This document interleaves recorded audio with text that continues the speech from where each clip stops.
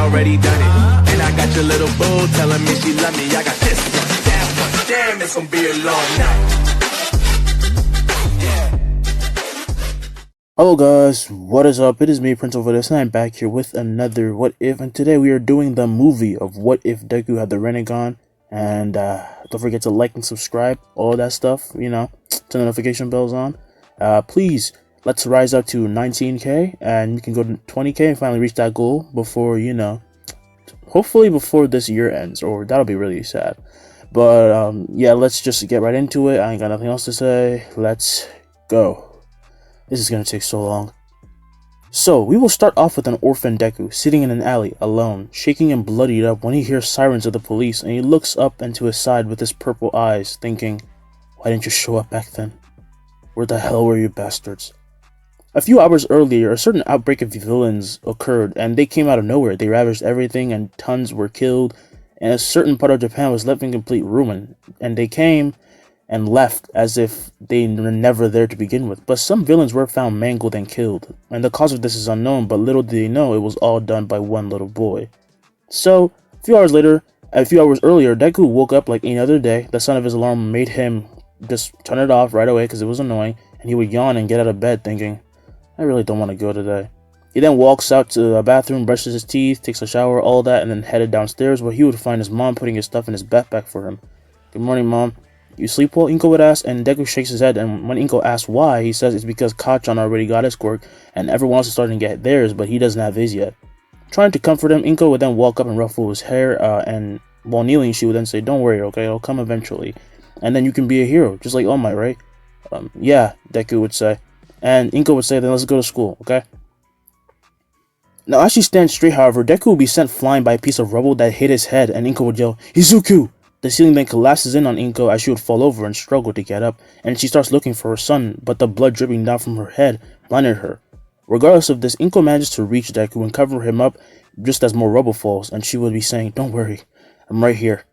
Then outside their apartment, an explosion would occur, making everything collapse, and watching it collapse would be Muscular, as you would say, that's what I'm talking about.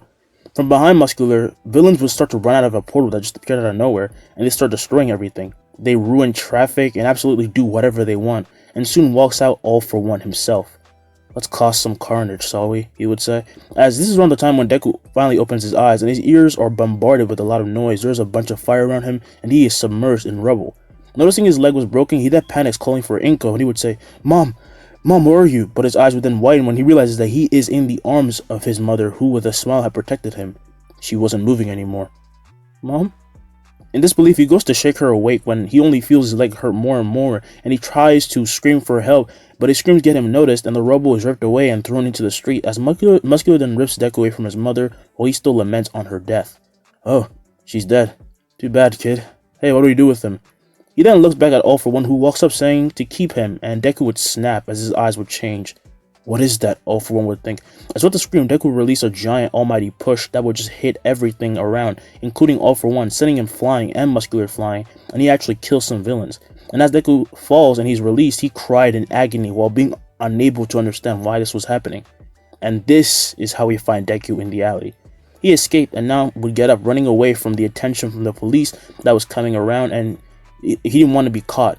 And he would be saying, why is this even happening to me?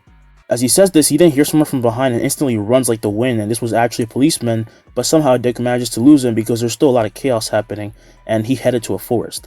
I don't want to be a hero anymore. I just want to get that guy, I swear. If he's still alive, if either of them are.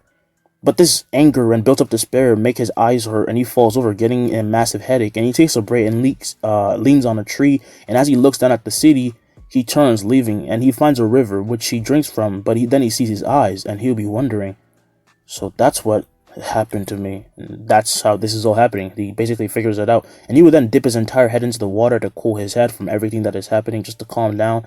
And when he brings it back out, he doesn't know what to do anymore. He does have a thirst for revenge, but now, how does he move forward? Like, how does he actually move from here? If I keep doing what I want to do, then that makes me a vigilante. I'll have everyone against me. But then his dead mother's corpse comes to his mind, and he thinks, screw it. I'll train this, whatever it is, and do things my way. He then decides to start going around while training, and during the 2 first years that pass, Deku becomes 7 and learn how to use Chibaku Tensei and Shinra Tensei while having a 5-second cooldown, which is basically nothing in anime. Then he focuses on his physical strength and finds out that he can control this energy that is the whole reason why he can do almighty push and stuff like that, and it helps him physically power himself, and it also lets him stick and walk to things like on water, depending on how he uses it. And because he had to survive in a kind of forest and that kind of dangerous like environment, he learned very fast because he had to. And of course, Deku has a natural ability to perceive things better than people and learn things faster, so when he started hunting to survive, he learned to do it very fast and efficiently. So as Deku turns 7, a few weeks later, we find him walking through the streets of Japan, and people that see him pass are getting afraid of him because he kind of dressed kind of raggedy and he looks suspicious, and some of them start to discreetly call the police, and Deku notices what numbers they're dialing. He looks really suspicious when people would say, "Please pick up," and in this instant, any phones trying to call the police are crushed, and although scared, the civilians are too afraid to actually say anything, with Deku thinking, "I didn't even do anything yet, jeez, just calm down." After this, he disappears into an alley, and a few minutes later, on the scene we would find Endeavor and some policemen, and they're told what happened. And Endeavor would say, "We don't know what he was trying to do, but if he wasn't a criminal, then he wouldn't mind dealing with the police." "My thoughts exactly," the police officer would say, "but he also didn't hurt anyone. Could he perhaps be a vigilante?" Endeavor's fire rises at the very mention of this, and he says he will leave for now and to call him when more is discovered. And the police officer nods. And as for Deku, where he was going was unknown even to him, but he felt like he had more powers from this crazy quirk he had, because he already has 2, but he feels like there's more to discover, so he travels and keeps getting stronger and smarter, and eventually when he was 9, he would learn new powers, and these were the ability to create mechanical appendages, to create and summon animals, and the ability for some reason to use lightning. And by the time he also learns that around this time is when he also learns about the Liberation Army, and he starts to figure out their hideout. And Deku was getting smarter, by the way, so he figured out about the enemy on his own, and after a while of traveling, Deku finally made it to Deka City. I hope I said that right. And as he looks from above, he would say with the cold, raspy voice, "I can sense so many people." As he stands in front of this big city, he's honestly amazed and surprised it actually exists, and with the jump, Deku will start to fall towards the city, and he sees some people in the streets before then hitting the ground, and he starts to float, and he lands safely in front of the city. And as he does, he starts to walk forward and in the main tower of the city, we see Skeptic walk into Redestro's office, and Redestro would ask, "What is it?" He then turns around while asking this, and Skeptic shows his computer putting up footage of Deku walking in, and he is currently talking to the police. "How old is he?" Skeptic would then say, "I have no idea, and I don't know how long it took him to get here, but this kid isn't a chump, keep looking." As the video goes on and on, Deku's eyes would then shift to looking at the hidden camera, and the footage would be cut, impressing Redestro, but it also makes Deku dangerous. "Bring him here." Skeptic then nods as we cut to Deku at the police station, where Curious would walk in. She is a woman with blue skin, purplish hair, and green eyes, and she would say, "You've come quite a long way, haven't you?" Deku would then look up at her with his eyes, making Curious, even more curious, and she would then ask how he gained such eyes, and Deku answers in one word, "Pain." Curious gets excited just at these words because she can feel the emotion behind it, and she would say to follow her because they had to meet someone. They then head to the big building, the tower, and Deku goes all the way up to the top and enters the office of Redestro, who, while sitting in his chair, would then ask Deku what his purpose was. "I want to join you." "That would mean that you actually know about us. You're the Liberation Army, right?" Deku would ask, and Redestro's eyes would widen with him smiling, asking how he found out about this, and Deku points to him saying, "I saw a commercial of yours, the way you were acting, your facial expressions, your way of moving, it's both a facade and your real personality, so I got a bit interested because you sounded a bit fishy, so I started searching up on you." This makes Redestro stand up and clap, saying that's amazing work, but he wanted to know more and more about him because, well, he does think he is being genuine because Redestro has the kind of, he just knows what people are like. He's just that kind of leader. He wants to know if letting him in will be a bad idea, and he gestures to Deku to sit down, and as he does, Deku would say, "Can you stop using the cameras?" On the other side, Skeptic and his team who will be monitoring this are surprised and that he once again noticed the cameras, and Redestro says to turn them off, and as they do, Deku starts talking about the incident, and after hearing it, Redestro understands where he's coming from, and he actually just recently heard of the news. "I'm sorry for what happened, you must have gone through so much, but that means you're looking for revenge, right?" Deku then shakes his head saying, "I just want to get rid of one person. Actually, just 2. I'm pretty sure the other one is at fault for this." all for one, or something. Ridestro would then say, "You're making a big enemy, kid." Deku would then say, "Then let me prove you how good I am. I think I'm pretty strong." Ridestro, interested, agrees to this, and Midoriya is brought to the training room in the tower, which is pretty similar to the UA gymnasium, and as Deku looks around, he sees Curious, Skeptic, Geten, and Trumpet watching this little match from the stands, and he asks, "Are they your generals or something?" And Ridestro says, "Something like that. Now come at me."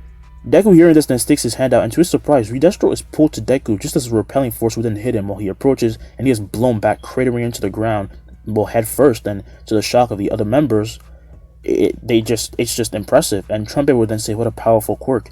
Ridestro would then get up and he starts to hulk into a bigger form before then getting covered by the substance, which is essentially a manifestation of his stress. Not bad. He would then blitz Deku and appear in front of him with a punch, but as he strikes, Deku catches this punch with a shockwave destroying the terrain behind him, and everyone is wide-eyed, and as he pulls in Ridestro, Deku then strikes him in the stomach with enough force to make him just hit the ceiling, before he then slams back down, entering his 100% form, and now he towers over Deku completely. "You have 2 quirks, kid? I'll tell you everything if you can beat me," Deku answers, and Ridestro then gathers all of this stress into an orb, and makes another one form in his other hand, and Geten would then yell, "Take cover!" As Deku is about to attack, the stress orb kind of pulls him in a sort of way while he's trying to run, and Ridestro hits Deku before then slamming him into the ground, causing a huge eruption of rubble which spreads to the entire room. However, all of this dust and rubble will be blown away as the room is cleared, showing Ridestro and all this rubble being forced down to the ground by Deku's repelling force, and Deku would ask, "Is this enough?" Ridestro then turns back to normal form and says yes, and the pressure stops, pushing him down, as he would then get up and the other members would just come down, saying that was pretty impressive, and Geten would ask, "Ridestro, did you actually go all out? And you genuinely lost?" Ridestro then looks down at Deku, saying he never once had a chance to win because Deku isn't even sweating or even tired at all. And with an annoyed look, Skeptic then, while hitting Deku's forehead with his pointer finger, then asked what the hell his quirk was, and Deku said, "I have 4 quirks, which one do you want me to explain first?"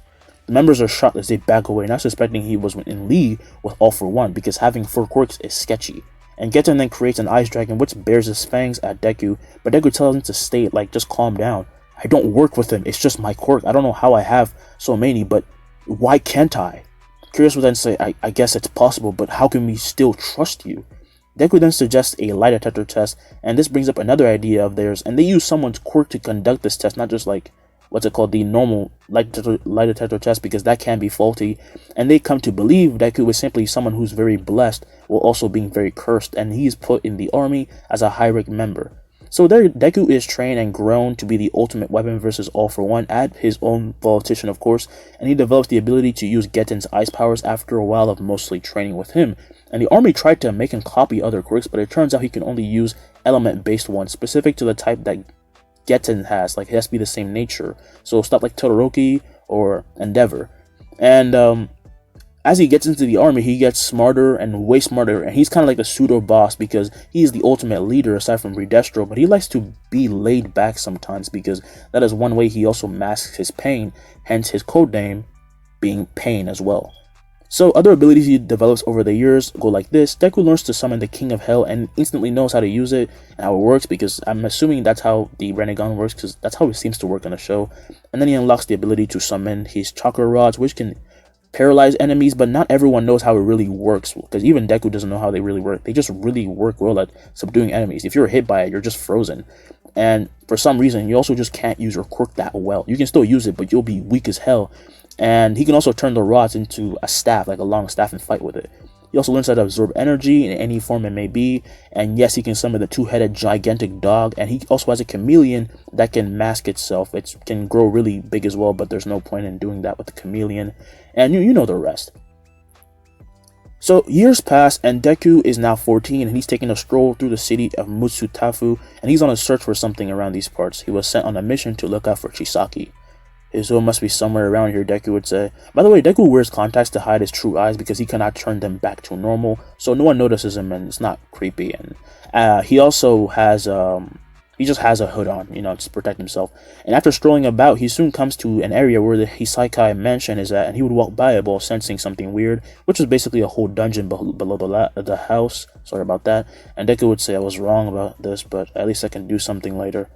Taking out his phone, Deku then calls Skeptic, who says he is allowed to start the operation tonight, and Skeptic would say, oh, by the way, try to look for the real leader. Something must have happened to him. We haven't heard of him in years.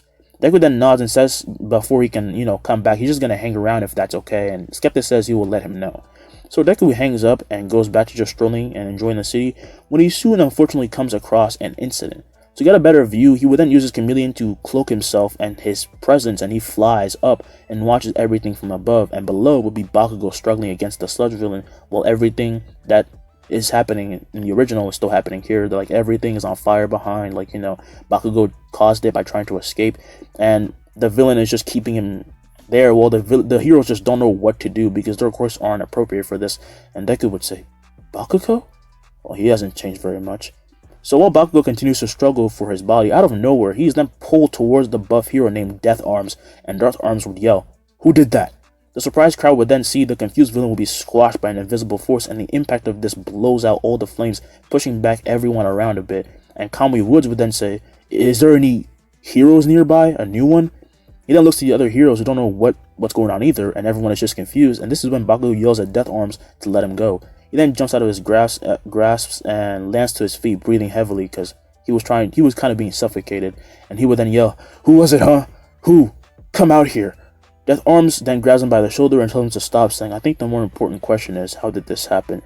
The news then storms the area, and this becomes a big deal. Meanwhile, Deku is getting a hotel near the area, and Redestro is rich, so it's fine, but Deku is not a big spender, and he goes cheap. When the night would fall, we find Deku kicking down the doors of the Saikai as he enters it, and it is dark and quiet. And he would say, screw staying low, I'm not really a spy anyway, he would think. He then yells, alright, come out. From behind him, someone then attacks with a knife, but he catches the knife and breaks it just as he turns around and backhands the attacker into a wall, and instantly the lights are turned on and he finds himself surrounded. And this is when Deku smiles. Let's have some fun, shall we? Down below, Chisaki is already told what's going on upstairs, and he's already moving with Erie while having chronostasis with them, not Mimic. Mimic is also trying to hold off Deku, and Chisaki would ask, do we know who he is? Kurono, otherwise known as chronostasis, then says, we have no idea. I haven't heard from Mimic in a while either. As he says this, someone bursts through the wall in front of them and enters the hallway, catching the three off guard. That includes Erie, of course, as Deku then walks out of the dust to reveal himself, and as Kurono takes out and points out the gun at Deku, he then walks in front of Chisaki to kind of protect him, and he asks, who are you? Where's Mimic? Deku does not say anything and swipes to the right, and Kurono slams into the side, crashing through the wall in an instant. Nice to meet you, Chisaki. Who are you? Chisaki would ask, and Deku then takes off his hood, revealing his face, and Chisaki doesn't recognize him, but Deku simply starts walking towards him, and Chisaki slams his hand into the wall, and his gloves are ripped off as spikes then grow out and go to stab Deku, but his eyes see everything in slow motion, as the spikes then, as they hit Deku, are blown to bits. I love my job, Deku would say, and Chisaki would realize this guy is not normal. And Erie then gets scared, but to her dismay, Deku holds out his hand and she is pulled towards him, and Chisaki cannot hold on and she is sent flying towards him, and a giant mouth opens in front of Deku, and then it eats her up before then warping away, causing Chisaki to lose his shit. You really have a death wish, huh? Yeah, whatever, you're not gonna do anything, Deku would say, as Chisaki then slams his hand into the ground, only to be hit in the shoulder, and he is slammed backwards, and when he looks, his shoulder has a chakra rod stuck in it, and it hurts. He then grabs the rod to kind of explode it, but his quirk does not work, and by that point, he's already too weak, and just as this is when Deku comes up and slams another rod in his thigh, causing him to scream in pain.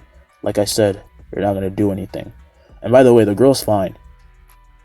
Behind Deku then forms the King of Hell, and as it opens its mouth, Erie walks out completely healed of all her scars, and to the shock of Chisaki, because it's just amazing. And Erie, seeing all of this and what's going on, would then say, what happened? But then she looks and sees Chisaki with spikes in him, and she looks up at Deku a bit scared when she then asks, who are you? That doesn't matter right now. Deku then picks her up and puts her on her shoulder, and then he pats her on the head, saying, you won't be staying here anymore. Chisaki would then yell, Erie, come down from there. You'll only be a nuisance to him. Everyone around you eventually dies anyway. He's then caught off by Deku, who steps on the chakra rod in his thigh, making him scream in pain, and Deku tells him to shut the hell up. Shigaraki then falls into a portal, which is another manifestation of the King of Hell, and then it just captures him, and Deku starts walking forward. And as he is, Erie then asks if she can ask anything, and, she's cowering in fear a bit, but Deku says she can go right ahead. Oh, are you a hero? Far from it, kid, Deku would say, and Erie says, then why are you helping me? Because I feel like it. That's still really nice, Take it however you want, Deku says. And she finds Deku weird but cannot help but also find him kind of nice and warm, and she says her name is Erie. Call me Pain, Deku answers, and the next day the police will come over to the crime scene and find the area ransacked, but they also find what would be Chisaki's horrible experiment, or at least the evidence of it, and along with this they find the actual leader of the gang, who at this point could still be saved because Deku also slightly healed him, but not to make things too suspicious because that's not really his mission, and he cares about what type of mission he's on. He's still heroic, but he'll follow the army's demands to a certain point. He's kind of militaristic, but also not. Like I said, he's kind of laid back.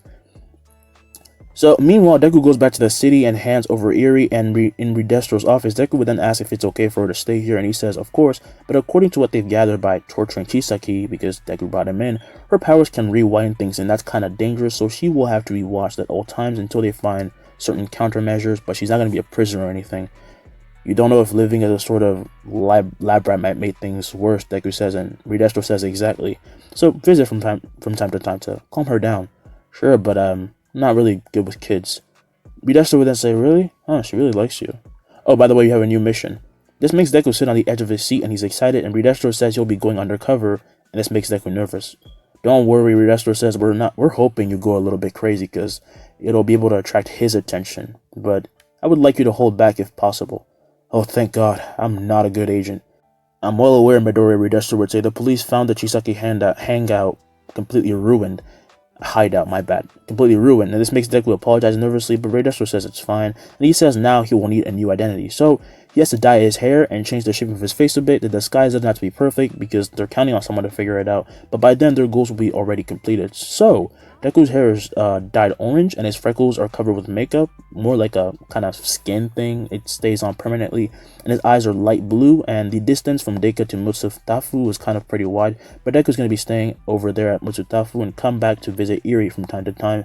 And so they sign up Deku for the exams under the alias of Yahiko Itadori, and his parents are fake as well as his whole kind of past, his whole past is fabricated.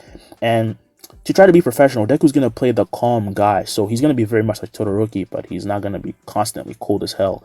And after all this setup, Deku spends 10 months essentially hanging out with Erie, not needing to train because he's already an S-rank villain. He's just not really known yet.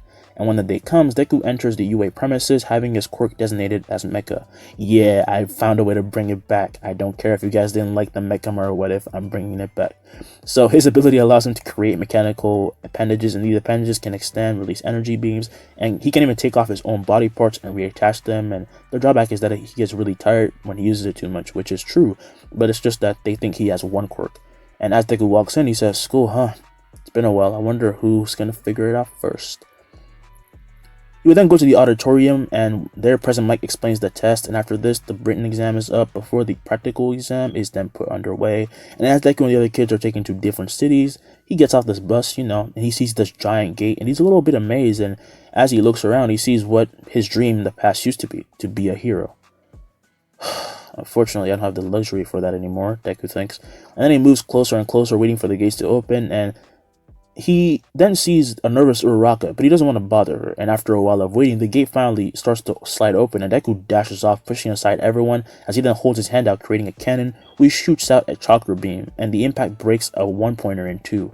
Good, don't stand out too much, you would think, as he runs forward, and the students are confused because they don't know if they're supposed to start as soon as the gate opens, but then Bakugo runs out, destroying a bunch of robots as well, thinking, I am not getting outdone by some nobody. This makes the students join in without President Mike having to say anything, and they start fighting and getting points. And by the way, this is Deku's strategy. He augments his arm with a little bit of metallic armor on his arms, releases a bit of strength just enough to beat up these robots, but not to the point where he seems to be talented and super genius. But aside from people like Ida and Bakugo, Deku didn't realize that even while holding back, he was still seen as exceptional because he just looks awesome. So 6 minutes in, Deku has racked up to 40 points, and he's holding back as much as possible. And while he's fighting, he sees something interesting, like Aoyama's naval laser and Ida's engine, and he thinks he can apply these to his quirk later.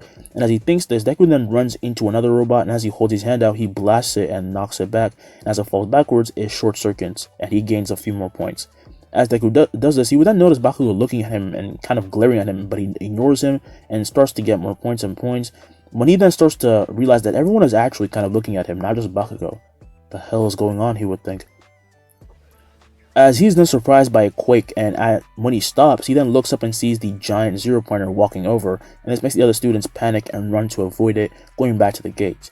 Deku is about to do the same when he hears and sees Uraraka trapped under rubble, and by instinct Deku moves and runs to her, and to the surprise of everyone, as when he's about to make it, he sees the foot of the zero-pointer really close to Uraraka, and he cannot afford to let her get hurt. Engine. Deku's leg then grows an engine similar to Ida's, and he runs at lightning speed, taking Uraraka from under the rubble before then quickly rushing back just as the robot leg steps on that area. And even during this, he's thinking how to hold back, and he says, "I think that was good enough." He then looks down at Uraraka asking if she was okay, and she nodded just as the engine in Deku's body deconstructs, and he walks out towards the gates. And as he walks over, lays down Uraraka, everyone is kind of impressed with his rescue. However, Ida could have sworn he saw Deku using his calf engine somehow. Regardless, Uraraka is safe and sound, and Recovery Girl comes over and heals her, and soon this is all over, as when Deku goes back home, he's just, walking back home, and this is when it dawns on him that he got way too much attention and way too many points, more than he was supposed to. Oh god, I don't know if I can... I know he said I can go a little crazy, but I don't need to stand out like this, Deku would think. This is when he gets an idea, and he starts running back to the school, and on the way, he runs by Bakugo, who scowls at him as he runs off. Not that he can really do anything. Now we're going to do a little time skip. Deku is still put in UA, but to his annoyment, he is in class 1A, and as he walks to the big 1A class door, he thinks, is there a way to demote myself? He then slides the door open to see Bakugo and Ida arguing, and attention turns to him, with some people welcoming him, and he then goes and sits down when Ida walks up to him, and then he would say, "Nice to meet you." Ida then puts his hand out, and Deku shakes it, and Ida then says he respects how he went back for Uraraka.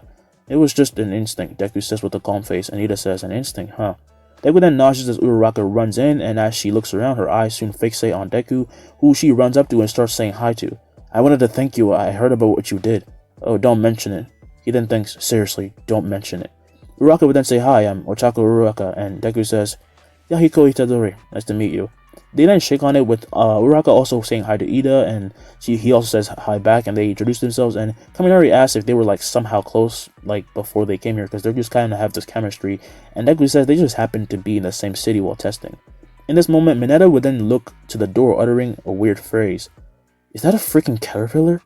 Everyone then turns their attention to the door when they would see Aizawa, who would then stand up groaning in annoyance, which is a bit off-putting. "Get in your seats." Ida then goes and sits down, as does Uraraka, and Aizawa walks to the podium while unzipping the bag the sleeping bag open, and he introduces himself as their homeroom teacher, which is a surprise to them. What hero is he, they'll be thinking, as Aizawa then says to be quiet before then saying things won't run smoothly, and this is how they're going to act before he would then bring out a remote. After pushing a button on it, this wall would then pop out, revealing gym uniforms, which Aizawa says to change into, so everyone does, and they are told to go outside after, and when they are outside, Aizawa says they will be doing a quirk apprehension test. "Wait, aren't we going to orientation?" Uraraka would ask, and Aizawa says, "Do you really think we have time for that? Crime has been on the rise in Japan. Why would I send you to an assembly to learn things you'll learn eventually anyway?" This makes Uraraka calm down and quiet down, as Aizawa then calls Deku up, and as he does, he is then given a softball. "Itadori, how far could you throw in junior high?"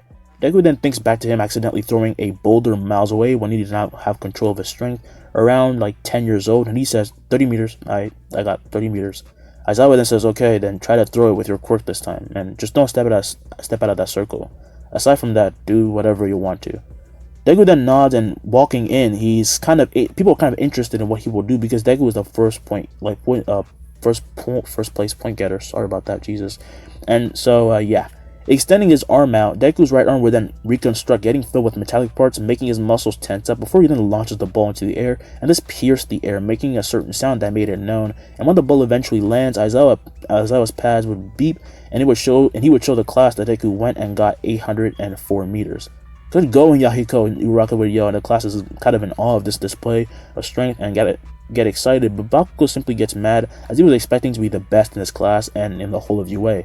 "Stop getting in my way, you bastard," he would think. Of course, though, this is when Aizawa says that anyone who gets last place will be expelled, because everyone got a bit too excited, and this came out of nowhere, but they didn't have much of a choice, and it's obvious by this point that Aizawa is not your typical teacher. So, first off, 50-meter dash. Deku and Bakugo are paired up, and before they start, Deku would say, "I'm gonna destroy you, just watch." Deku doesn't really respond to this, though, keeping the still face and this persona he has on, and when the robot tells him to go, they both run before Bakugo then blasts forward with explosions, arriving in 4 seconds while Deku arrives in 6 seconds, running kind of fast but not really seriously.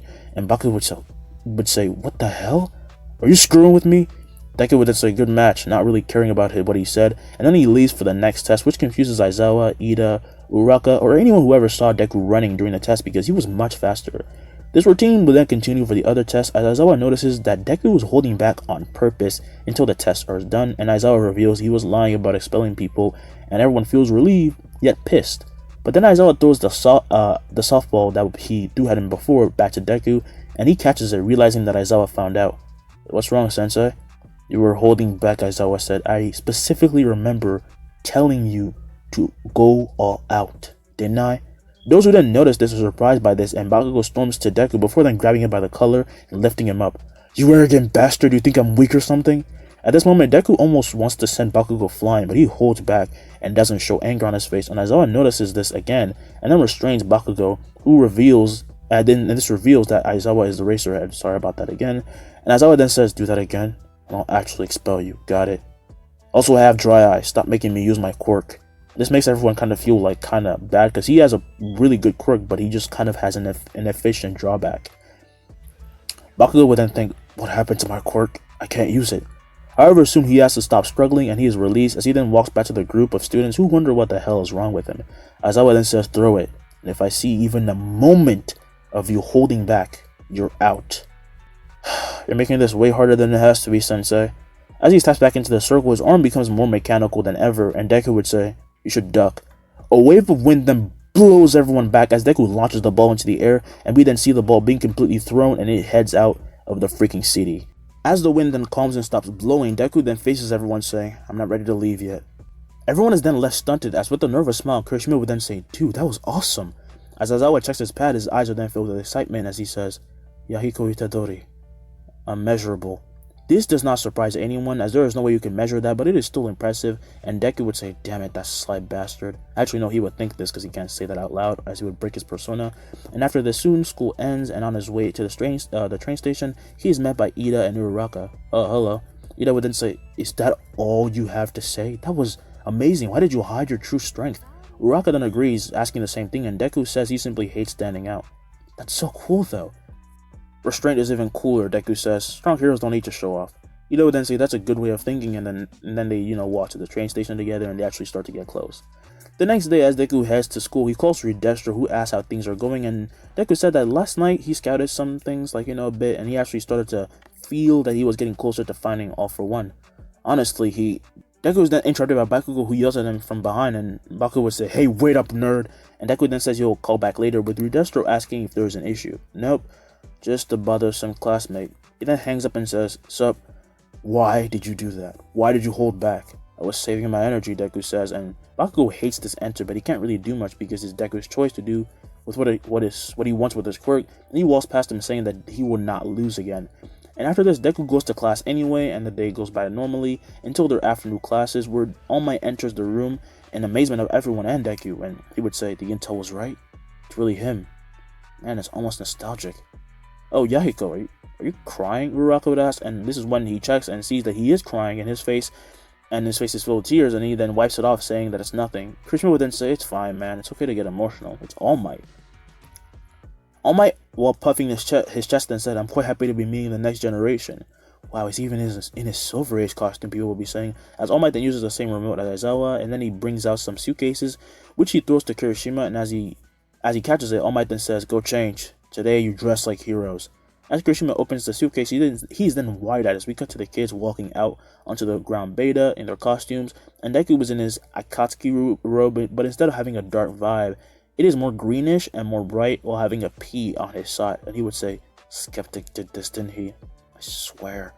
Deku didn't design his costume, by the way. The Revolutionaries did, but they also did use their chance to play a sort of prank on Deku, and yeah, they just wanted to mess with him. And Uraraka then says her costume is a bit tight, and she likes how roomy Deku's is, and Deku says, "Maybe you should just redesign later." All Might then steps up and talks about what they will be doing before then making teams and allowing each team to draw lots, and Bakugo is up first, and as he walks up, he sticks his hand into the little bin, and as he pulls out the ball, He smiles, showing the number to Deku, and Bakugo would say, "What a coincidence." Mineta then tugs on Deku's robe, asking, "Dude, what did you do to him?" "Nothing," Deku says, and Mineta says he feels bad for him, as Deku then sighs, thinking, "But I used to know you, Kachan. You changed too much. Is this how far you went? Do you even care when the incident happened?" After this, the test then starts, and Deku and Uraraka go into the building, and they come in through a window, and as they start walking about, Deku holds his hand out and creates a sort of shield, which he holds out in front of them, and Uraraka would ask, "What is your quirk, by the way?" "It's called Mecha. I'm basically a cyborg." "Isn't that like super OP?" Uraraka would ask, and Deku says, "I like to think that it's a little bit stronger than average." Uraraka then says he has to have a bit more trust in himself, just as Bakugo then runs in from the corner, and he throws a giant explosion that covers the entire hall. But from the smoke of the explosion then comes out an extending hand, which he dodges, and before he can notice it, Uraraka runs by him, getting away. She doesn't matter anyway. "I'm here for you, nerd." The arm then retracts as the smoke is then swiped away by Deku, who no longer has the shield, and he would then ask, "What's your problem?" Bakugo, however, attacks, not caring about anything, just being blinded by his pride, and he goes to throw an explosion, but before he even can, he is punched in the stomach and sent flying, and this makes him throw an explosion into the air by accident.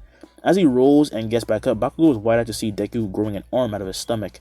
And back at the watching room, Shoji is kind of surprised that Deku was kind of like him, and Sato would say, "Man, I wish I could hear what they were saying, but Itadori's quirk is so strong." Tsuyu then asks what his quirk is, and All Might says it is called Mecha.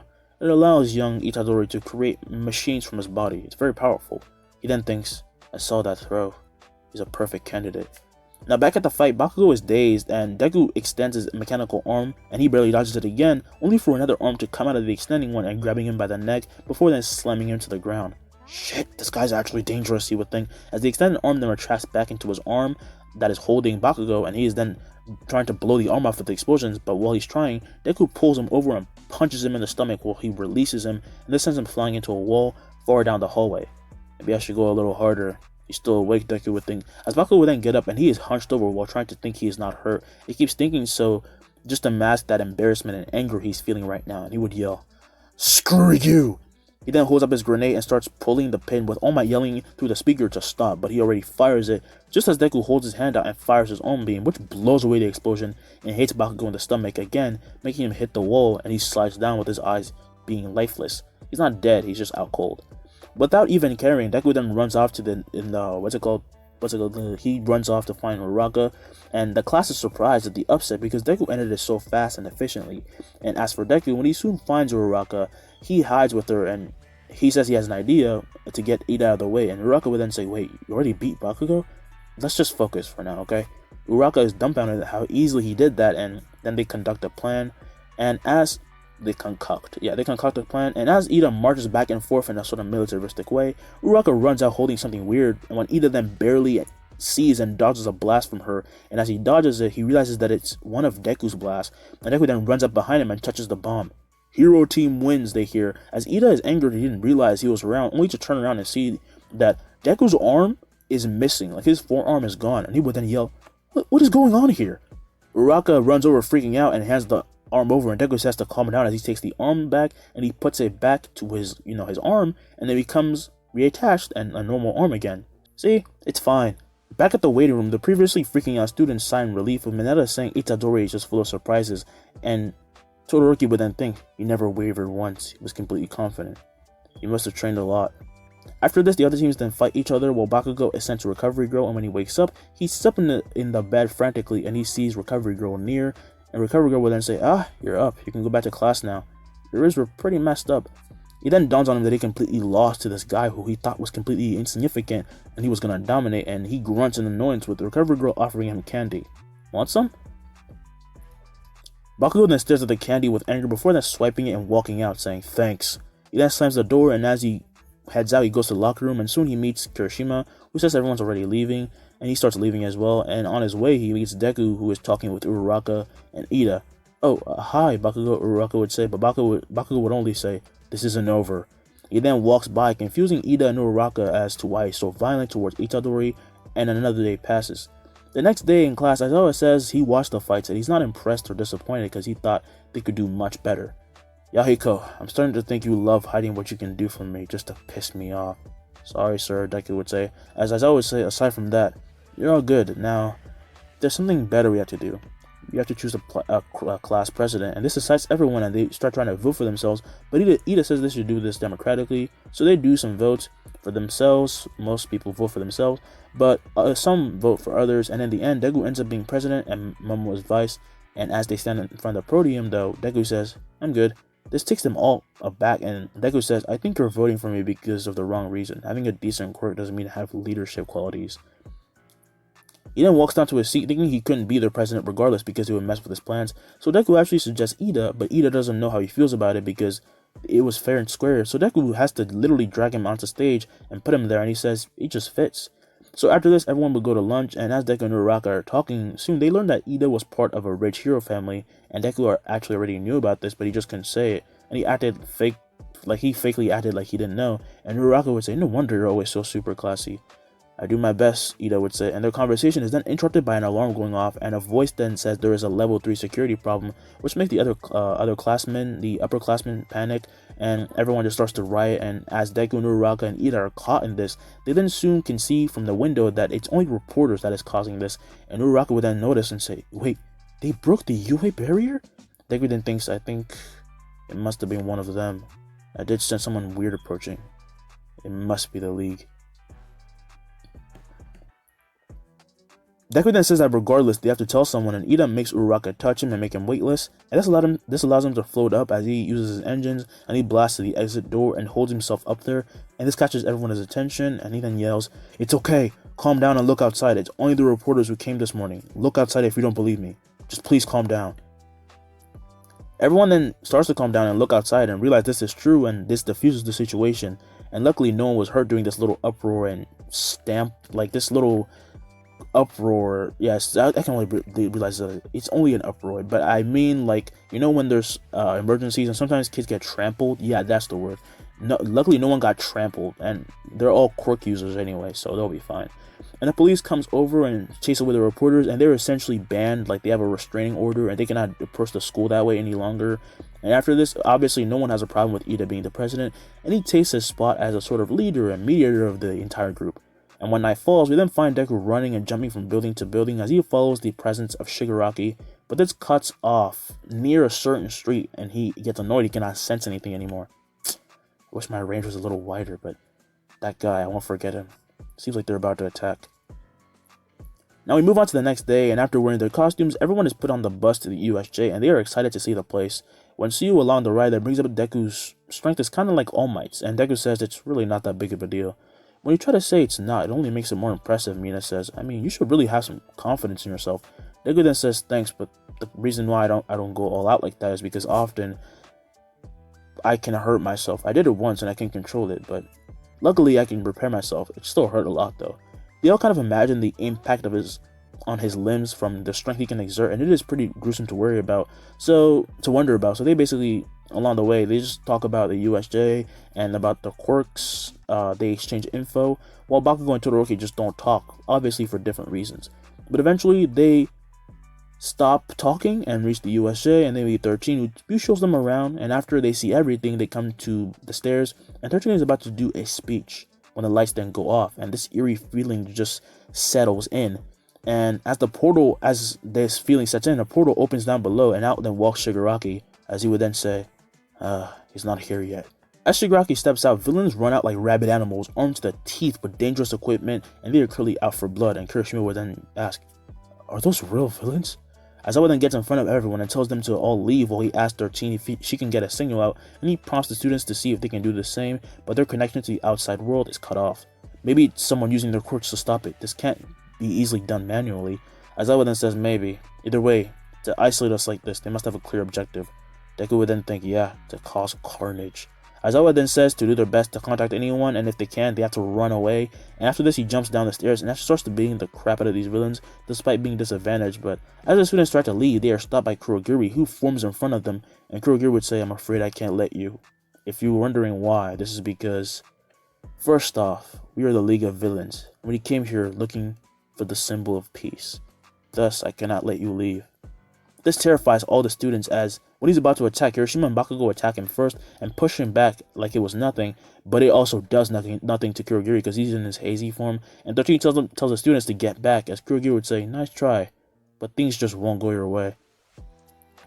The darkness of this person, it starts to spread and consume the students when all of a sudden Kurogiri starts to feel heavy, and he feels this chill run on his spine, and this darkness is blown away as Kurogiri slams into the ground, taking a more humanoid form. What the hell is going on here? Bakugo would say as he remembers this happening to the sludge villain, and Deku would be thinking, Shinra Tensei. Kurogiri, after experiencing the almighty push, then soon finds he can get up, and he does, jumping away before then looking around frantically, and he would then ask, what is this? Which one of you is doing this?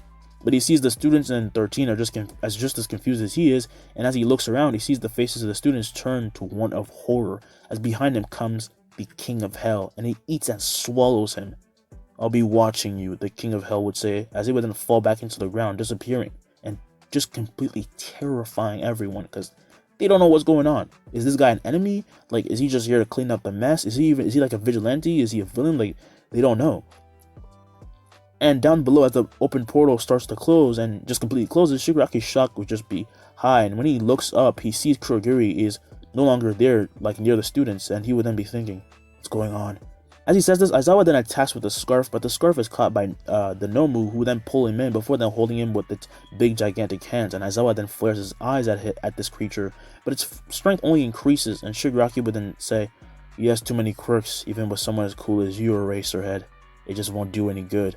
Aizawa is then only squeezed more, and he can feel his bones shattering, only for the King of Hell to appear right behind and chomping off the body of the Nomu in the blink of an eye, leaving behind only its arm as Aizawa then falls, and he jumps out of the grasp of this giant hand, and him and Shigaraki look behind to see this monster that is the King of Hell, and once again it says, I will be watching you, before it then disappears, and Shigaraki will then say, my Nomu, what was that thing? But the Shigaraki remembers Aizawa is still here, just as Aizawa kicks him in the face before then doing a roundhouse kick and kick him again and again before he then throws a scarf at him and pulls him over, and he kicks him in the face again for the third time, just for good measure. And then he just blows the faces on Shigaraki's face, like just completely off, and as he falls backwards bloodied, Shigaraki is knocked out, and Aizawa then says, it helped us? No, it felt like helping. This is bad news. However, this is when Aizawa hears some fighting back from behind, and he turns to see his class completely decimating the leftover villains, and as he sees this, he then says, alright, let's wrap it up. Yes, Sensei, they would say, as Deku then punches the villain before he then thinks, maybe this is how I can help without them noticing. I can just keep doing this. After this incident, the ambulance and the heroes and the notice come to arrest Shigaraki, taking the arm of the Nomu to inspect it, and the ambulance heals Aizawa while also making sure the students are fine, and they are. But after this, the incident that happened when a few people were killed and a young Midoriya was thought to be allegedly dead, but he's really gone, the police are covering up, this incident was remembered, and this makes the kids at school not only take a break for a while, but it lasts a week this time, because this is getting more serious, as it sounds like the league has existed for longer than they thought, and they think that now maybe they are somehow involved in the incident that happened when Deku died. And testimonies are given about the giant man-eating creature, which is called the Watcher, because it says I will be watching you, so it's also kind of ominous and they name it that. And while it helped them this time, they are of course weary of it. And of course, Deku didn't just eat the Nomu and Kurogiri, he stored them, and during the week, he took a train to Deka and dropped them off so they can be studied. So hopefully Kurogiri can be cured, and Deku finds himself in front of the holding cell of Kurogiri, who is strapped up in a white room, and gets in and walks up asking if he was okay. Oh, did I look sad about something? Getzen then says, kind of, I mean, you're a kid, it's only natural. Something like this should never be done to a man. Can any of your quirks do anything about it? Deku then says, maybe I have another latent one that'll help out, but for now, the rods are our only hope. Maybe I can use it as a depressant. I still don't know everything they can do yet. None of us do. Getzen then says, Len, let's go do some tests. You have 4 days until school. Wow, that is a weird thing to say. Just go, Deku would say, as they then go and start experimenting. And when the week passes, the whole class of UA is back and talking about the craziness of what's going on. And of course, they relate this back to a few years. And Kirishima would then ask Bakugo how he can be so calm about this. And Bakugo would say, that incident that happened was on my block. The massacre happened near my neighborhood. That's why I moved. The whole class is shocked. Even Todoroki is shocked, with Momo then asking how he's not hurt, and he says luckily he and his family were out of the area by that time, and it happened while they were gone, and he also lost a friend of his. They couldn't even find his body, but the other dead bodies of the children, they found too much. They don't know if he's still alive or not. wow, I never thought you have an actual reason to act like a dick, Kaminari would say. And this makes Bakugo annoyed as he turns to like kind of get mad and yell, but he notices that they're actually legit feeling bad for him, and he just scoffs off and just lets it go. But while Deku was kind of indifferent to this because it happened to him a few years ago, he really just cares about killing All For One. He acts like he does care, because remembering that catastrophe kind of brings back feelings and memories that just act up on his quirk, and he doesn't like it. And then Aizawa walks in, bandaged up, which makes the students wonder if he really should be here. And Aizawa says, my condition is irrelevant, but this fight has only begun. We got lucky because of that creature that did our dirty work for us, but the UA Sports Festival is coming up. Remembering the exams, the class has kind of been waiting for this, and Aizawa says that this is a chance of a lifetime for them to know more stuff and gain more experience if they show a good showing to the heroes. And after they're talking about after they talk about this, they're sent out to lunch, and after having lunch, they come back and have class until eventually they will have to leave again. And of course, nothing is ever really easy, as even trying to leave kind of becomes annoying as they see their door is blocked by other students. But Deku barely gives a damn, and he puts his backpack on and starts walking towards the crowd, thinking they could make way for him because they're not rude people, when he bumps into Shinso, and Shinso says, oh, sorry.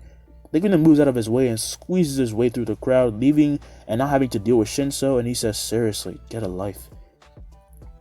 So Deku does not have to hear about Shinso's little declaration, and he leaves to go test his rods because he needs something for Kurogiri, and they're trying to find the real man behind that monster. And just like that, 2 weeks fly by, and everyone starts training until soon they make it to the stadium, and the stadium starts to be packed with people. And usually the seniors are like the main event because there are different stages for each group, right? But today, most people wanted to see the freshmen. And in the waiting room, 1A is just chilling while Ida tries to put them in order, and it's just kind of fun. They're just relaxing to kind of forget about how nervous they are because this is a big event. But while this is happening, Deku is just sitting by himself and he's just chilling when he's approached by Todoroki and the room gets quiet. Do you prefer Yahiko, or should I call you Itadori? You can call me Yahiko, Deku would say, but what's up? Todoroki would then say, in terms of practical ability, from an objective basis, I think I'm stronger than you. Kamera would then say, wow, first 1B and now Todoroki? Deku would then ask what Todoroki's point is, and he says he wants to beat Deku simply because he thinks he's an obstacle in his path, and this makes Deku burst into laughter to everyone's surprise, and Todoroki's confusion turns to anger, and he says, you think you can beat me that easily? Deku then stops laughing as he stands up saying something in a more serious tone. It seems like I've been acting way too calm. You think you're actually hot shit? You know how I say I always have to hold back? Just because of what you said, I'm gonna show you the real difference between us. The entire class is taken aback by the shift in personality, but now Deku said he was actually gonna try, and even Bakugo and Todoroki could feel this wasn't gonna be easy.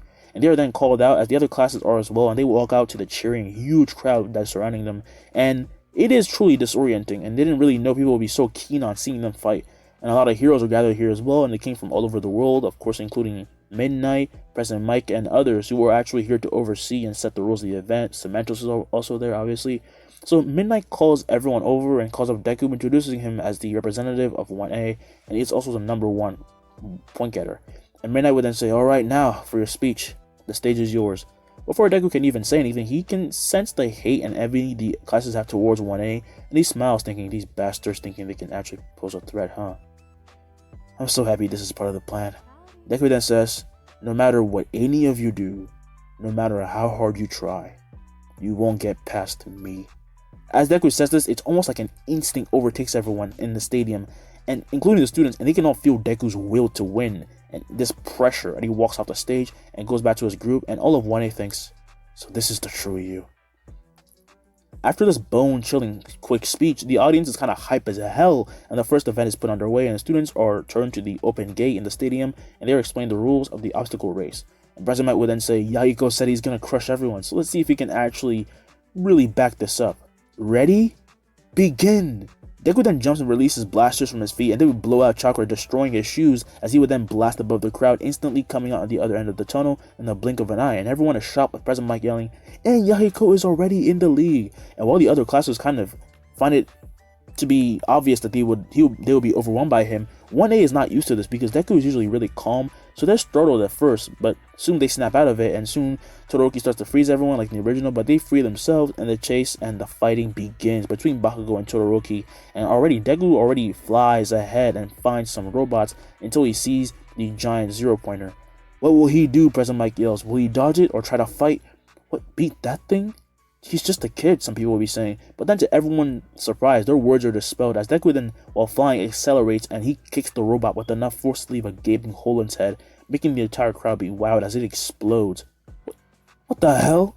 Deku then lands on the falling robot and blasts off with a push, making it fall towards Bakugo and Todoroki, who are arriving, and they are wide-eyed to see this giant hole and just gone, kind of, this head is really mangled up, and nothing much is left of the robot, and Bakugo would say, that nerd really did that? What the hell, how can one person have that much power? He wasn't joking, Todoroki would say. I underestimated him way too much. Meanwhile, Deku was flying over the pit right now, and he feels bad for everyone who falls in, but he was also kind of happy he could exert some of his true strength, and he'll be thinking, are you seeing this all for one? Come get me. He then increases his speed, and under 5 minutes, he arrives back at the stadium before then landing in true superhero fashion, and Deku would say, first place belongs to me. The crowd then cheers at this bravado, being enamored with Deku's personality and his power and his strength, and everyone just hears that Deku has already arrived, and it dawns on them that this next test will only get tougher because Deku is not playing around anymore. And eventually, when the other students arrive, they are met by a waving Deku. Took you guys long enough. Uraka then runs in and yells, what the hell was that? Are you serious? Deku would then say, what? I said I was gonna win, didn't I? Uraka would then say, why do you keep hiding your strength? And then, you're awesome. Deku would then turn to the crowd and say, because in moments like these, that's when I need to get serious. I don't need you guys to know if I'm strong or not. I'm not trying to show off, but I guess I kind of ruined it, huh? Uraka would then say, well, I'm not giving up. Deku would then say it's unlike her to do so, so she must keep pushing on. And then Deku turns to see Todoroki and Bakugo staring at him, and as if taking their eyes off of him for even a second would mean instant death, and they'd just be completely defeat from this tournament. And Deku would then say, let's do our best, okay, guys? You bastard, Bakugo would say, as eventually those contestants arrive and this next event is put underway. But I'm going to skip this one because honestly the cavalry battle is very boring for me to write. But all you need to know is Deku has a lot of people who wanted to work with him, and he chooses the same people in the original, and they destroy the competition.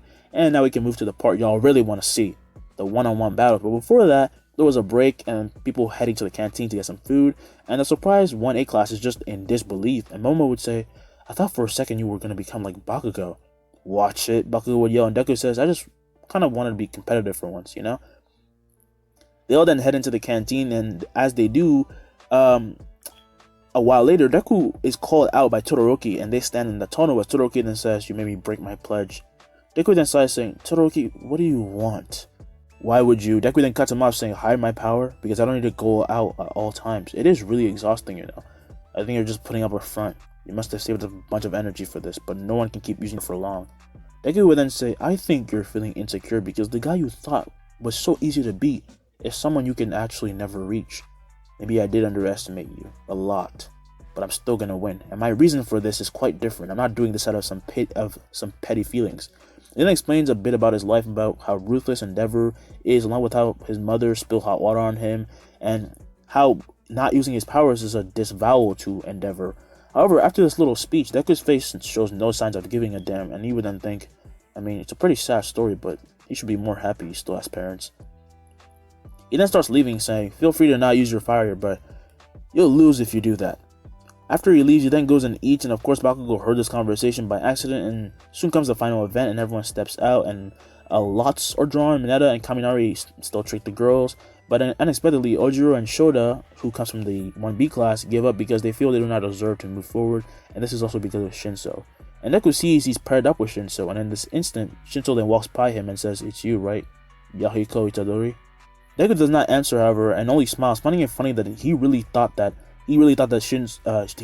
it funny that Shinso really thought that he couldn't notice, and he says, these eyes of mine can see much more than you think. When Shinso was using his cord, Deku could see all the waves being transmitted through his vocal cords, and he figured out his powers pretty easily. It's obviously mind control, and Deku can also kind of do it in a way if he learns to do Genjutsu, but I can't give him that yet. And Shinso then laughs nervously as he then kind of feels Deku has figured something out as he walks away, and Ojiro would then wish good luck to Deku, and Deku says, don't worry about it, I'll get first place, just for you, okay? They then do some recreational stuff, and Cementos makes a new stage where Deku and Shinso step in, and President Mike will then yell, are you guys ready? This is the brawl you've been waiting for, ladies and gentlemen, and we are going to start with Yahiko versus Shinso. We have Yahiko from the Heroics Department, and Shinso from the General Department of Education. He then explained the rules, which are pretty simple, and as he is, Shinso starts to insult Ojiro, who dropped out, but Deku does not respond, even a little bit, as when they're allowed to start, Deku uses his engines and appears right in front of Shinso with a punch, and he punches him in the stomach with so much force that Shinso is sent flying out of the ring in a pretty anticlimactic way. And Yahiko wins! Can't say we weren't expecting that. Aizawa would then say, aren't you supposed to be impartial? The crowd then claps for Deku, who walks off stage, and he is declared the winner. But even though he lost, Shinso is cheered on by other kids in his department, because even though he can't hear them, like, they're kind of proud that he went this far. Like, it's really rare for someone from their department to be this good and get this far, so they're proud. So after this is Todoroki versus Sero, and Todoroki wins. And then it's Shiozaki versus Kaminari, and Shiozaki wins. Then it's Ida versus Mei, and Mei loses but gets to show off her gadgets, otherwise known as babies. And it's Mina versus Aoyama, and Mina versus Aoyama, and Mina wins. Then it's Kirishima versus Tetsu, and it's a tie, so they'll fight again. Then it's Bakugo versus Uraraka, and Uraraka loses. Then it's the rematch with the Kaminari and Tetsu, and Kaminari wins. And the next fight is the one that everyone has been waiting for: Yahiko Itadori versus Shoto Todoroki. So we're going to get right into it because obviously you've been waiting for it. And the two then stand on the stage on our tour to begin, with Deku then readying his arm cannon just as Todoroki stomps the ground and sending a wave of ice at Deku, who jumps into the air shooting Todoroki, who makes an ice wall but it shatters. But then Deku lands and uses his calf engines to run at Todoroki, and in an instant he lands a punch right in Todoroki's side, and this craters him into the ground, and he's pretty sure he has a broken rib now. And this makes Todoroki get up and run away, gliding on his ice, and while gliding away, a gigantic wave of ice is sent at Deku, who squats down and jumps, and he shatters the ice as Deku starts to fall down, and he uses his boosters to grab and appear right by Todoroki's face before then spinning and throwing him out of the stadium. Shit, I need more ice! He then creates an ice wall behind him to catch himself, but he crashes through it and slams into the stadium in a giant explosion, and Deku would say, how do you like that, huh? The match ended much faster than everyone thought, and it honestly was of course again anticlimactic, but as Midnight is about to declare the winner, Deku says to stop. He's about to get serious. Todoroki, after stepping back on the stage, then bursts with fire, saying, I'm not done yet. Midnight would then say, Shoto, the match is over, and Deku says, yeah it is, so now we can have some real fun. President Light would then say, what an unexpected turn of events. Todoroki has come back and started using his fire side? Deku says, I was going to tell you this before, but your quirk is yours, not your father's. So stop with this not going 100% stuff, because if you don't try, you'll never be a hero. Deku then readies a beam with Todoroki smiling as he says, what kind of person tries to help their enemy?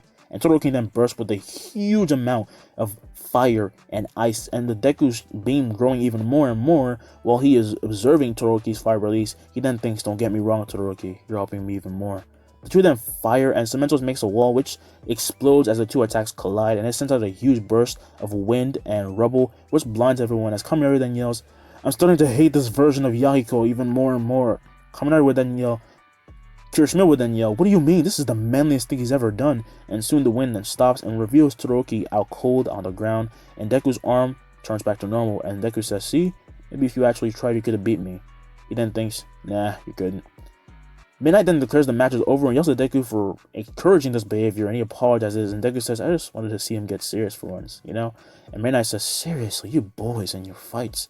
President Light would then say, well, that was unprecedented, but was it not awesome as hell, ladies and gentlemen? And the crowd yelled at the top of their lungs, saying that was an amazing match. And even though it was short, while Deku is going back, they're chanting his name, and the same goes for Todoroki, and Deku says, well, I hope he gets better. As Deku leaves the stage, he and everyone hear the screams of endeavor for his son, and he would yell, yes, Shoto, finally! And Deku would be thinking, man, for an abusive dick, he's kind of overbearing. Deku then goes back to the stands, and as he walks in, Ida says that was a good display of power, with Kirishima then standing up and saying, I guess it's me and you next, huh, Bakugo? And Bakugo then storms off, saying not to get ahead of himself, as he's only using him to get to Yahiko. I'll show you the true difference between us. Looking forward to it, Deku would say, as he then leaves and everyone wishes them good luck, saying it would be Ida versus Deku after this match. So after Bakugo fights and beats Kirishima, he then points to Deku while in the ring, which makes the anticipation for the match that much more awesome. And then Deku and Ida step into the ring, and they're allowed to start, with Deku making his leg engines. I'll fight you at full strength, Ida, and I hope you don't mind, but I'll be using some of your engines. Ida then says it's fine, as they're nothing compared to the real thing, as he blitzes Deku and appears by him with a kick, which Deku counters with his own kick. And Ida would say, did you study my fighting style? Kind of. Deku then pushes his leg down while jumping and kicking him with his other one, and Ida barely blocks it as he's sent flying, but he catches himself and clashes with Deku again and again and again, leaving the stadium surprised by how well this fight is coordinated. It's not like a big clash. It's not destroying everything around, but it looks legitimately tense as hell because they're so close up and they're just kicking each other constantly. And they're amazed by how well Ida coordinates himself, but also surprised by how Deku can just kind of switch his fighting style because he's been doing that this entire tournament. But in the end, of course, Deku slams a kick into Ida so powerful that it kicks him off stage, making him the winner, and then Deku runs off stage and jumps down, giving Ida a hand. Good match. Ida would then say, "It's only because you do not use your real moves, but thank you for fighting me in such a way. It helped me realize how much I need to move forward." Deku would then say, "No problem," with a faint smile, and Ida says, "You don't have to hide your smile, and Deku says, "Sorry, force of habit." After this, Bakugo fights Tokoyami and wins, and during this, Ida receives a call, which Deku overheard because he was curious and he learns about Stain and his brother's injury. But he acts like he knows nothing, and then he and Bakugo step into the ring for the final match. "Are you ready to get your ass kicked?" Bakugo would ask, and Deku then breathes out slowly before getting in a stance much similar to Lee, as his arm is completely turned mechanical, and he says, "I'm gonna end this in one move." Ooh, what a bold statement, President Mike would yell. Let's see if he can back it up. Bakugo then pops a vein hearing this as he feels like Deku is just undermining him so much, and he cannot wait to start. And when President Mike yells for them to begin, he just attacks him at incredible speed and throws an explosion at him point blank. But in this instant, his arm is swiped to the left by Deku, to the surprise of everyone. "I didn't know Itadori was such a close, good range fighter," Aizawa would say. As President Mike would say, "But you're his teacher." And Aizawa says, "Itadori has a tendency to hold back and hide a lot." As Bakugo's attack is redirected is when Todoroki walks back to the stands, and the kids are happy he's okay with him, asking, "So it's the final match already, right?" And Kirishima says Itadori's deflecting Bakugo's attacks like nothing. Kaminari would then say he said he also beat Bakugo in one move, but even for him that's not possible, right? I mean, Bakugo's pretty strong too. And back in the ring, as Deku keeps dodging and deflecting Bakugo, he gets fed up as he launches at him with the howitzer impact, which would rip up the stage in an instant. But as he lands, Deku appears out of the dust cloud created and palm strikes Bakugo, and in this very instant, he shocks his body with this chakra, and this spreads throughout his body, and right away, Bakugo starts to lose consciousness. "Oh, not again." He then falls over and Deku catches him, and the crowd explodes with applaud, and President Mike asks Aizawa what he thought Itadori did, and Aizawa says he doesn't know because he's never seen his student do this. But if I had to say, it must have something to do with the beams he uses. Maybe he directed them inside Bakugo for direct internal impact. "Then your student must have a lot of tricks up his sleeves, huh?" President Mike would say. And this makes Aizawa wonder what else Deku could be capable of, and if he was really, truly willing to show him, then he could guide him better. But of course, Deku has won, by the way, obviously. And All Might does the award ceremony, and Bakugo accepts his defeat like a man, but during the ceremony, Deku notices that Ida isn't here and thinks, "Don't worry, buddy, it will be over soon." After this, the ceremony and the events pass, and of course, this spreads to all of Japan, and one day goes back to class when they are told they can take the day off, and when night falls, Deku sneaks to the hospital holding Tensei, and he jumps in through the window, and he sees the man and gets angered. "That Stain guy, if we can't bring him to our side, I might have to kill him." But then he scans the area for anyone near, and luckily there is no one coming, so he has to do this fast. And a few moments later, when a nurse passes by, she walks back, having thought she saw something peculiar, and when her face turns to horror, what she's looking at is Tensei, who was ripped from his coma. "Doctor, someone," she would yell, as she then runs in and checks on his body, only to notice something bizarre, as when the other doctors and nurses come in, they freak out a bit, but also check his condition, and to their shock, Tensei was completely healed. His back, it's like nothing ever happened. "A miracle?" one of the nurses would ask. And that very night, when the Ida family is called over, they are in tears to find Tensei was okay, and Ida's worries are completely disappearing, and coincidentally, the other patients who were there, who were hurt as well, somehow all got fixed up in some way, and were left like nothing ever happened to them, and this made it very bizarre, but also called for celebration, because the rise of villains have been causing a lot of injuries, so this was a blessing in disguise. This, of course, went on the news, and the next day when everyone gathers again, they're all kind of talking about it. Meanwhile, Ida is smiling way more than before, and Uraraka says, "I've never seen you this happy, Ida." "Oh, I'm simply overjoyed to come to another day of school," he would say. And Uraraka says that's good because they all got fooled by Deku, and she's ready to start training again. And an oblivious Deku says, "How did I fool you?" "I think she means you caught us off guard," Kirishima would say. And Deku says, "Well, don't worry, I won't be going out like that for a while." And saying this, though, he gets a lot of stares and nervously says, "Okay, I'll just do my best. Sorry." Momo then says, "That's quite hypocritical. You seem to want Todoroki to get serious, but you were not willing to." "Oh, come on, guys. Todoroki, you must take responsibility," Todoroki would say. And Deku says, "Oh, you actually spoke to me. That's It's new? Is that bizarre? Todoroki would ask, and Deku says he's just not used to it, and then he thinks maybe Bakugo will also, but as he turns to Bakugo, he glares at him and he says, never mind, making everyone chuckle a bit. And so Aizawa walks in with Midnight, and everyone chooses a hero name, and Itadori chooses the name Mekamaru, the cyborg. Yes, I'm still going with that. I am not giving up on this. And then everyone chooses the same name as before, except for Ida, who proudly names himself Racer, or you guys can go with Turbo, I don't really mind. And everyone can see that my dude is kind of glowing a bit, like he's getting really happy, like super happy. And only Deku and the teachers know why, obviously, because his brother who was, hurt is now healed. They're then shown how many nominations everyone got, and Deku got more like than 5,000 people wanting him, which comes as a surprise to no one. While Bakugo and Todoroki are tied at 4,000, and the rest goes on.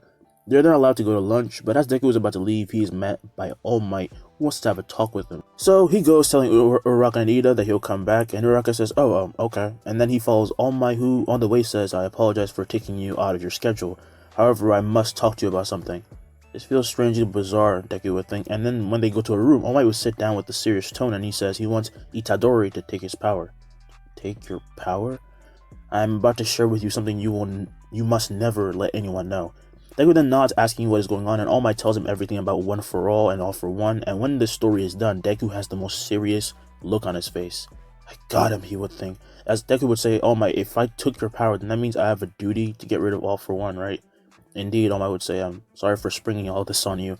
Deku then acts like he's kind of scared, but he's actually shaking, but it's not because he's scared, actually. It's because of excitement, as he then says, I'll take it. One for All, I'll accept it, but I honestly don't think I'm worthy of it, but if you think I'm ready, then sure. All Might then says, preposterous, you're more than worthy, Itadori, not Midoriya, my bad. And he says, please, I will support you the entire way. And then Deku then sits up asking what he has to do, and All Might says he simply has to eat a strand of his hair, and Deku shakes his head saying, do I have to take your hair, or is there another way of doing it? All Might would then say, well, my power requires that we swap DNA. Okay, then Deku would say, as he then points out his finger, and now it becomes a needle, scaring All Might, as Deku then stabs his finger, and it bleeds, and he asks All Might to prick his finger as well. That is quite a dangerous weapon.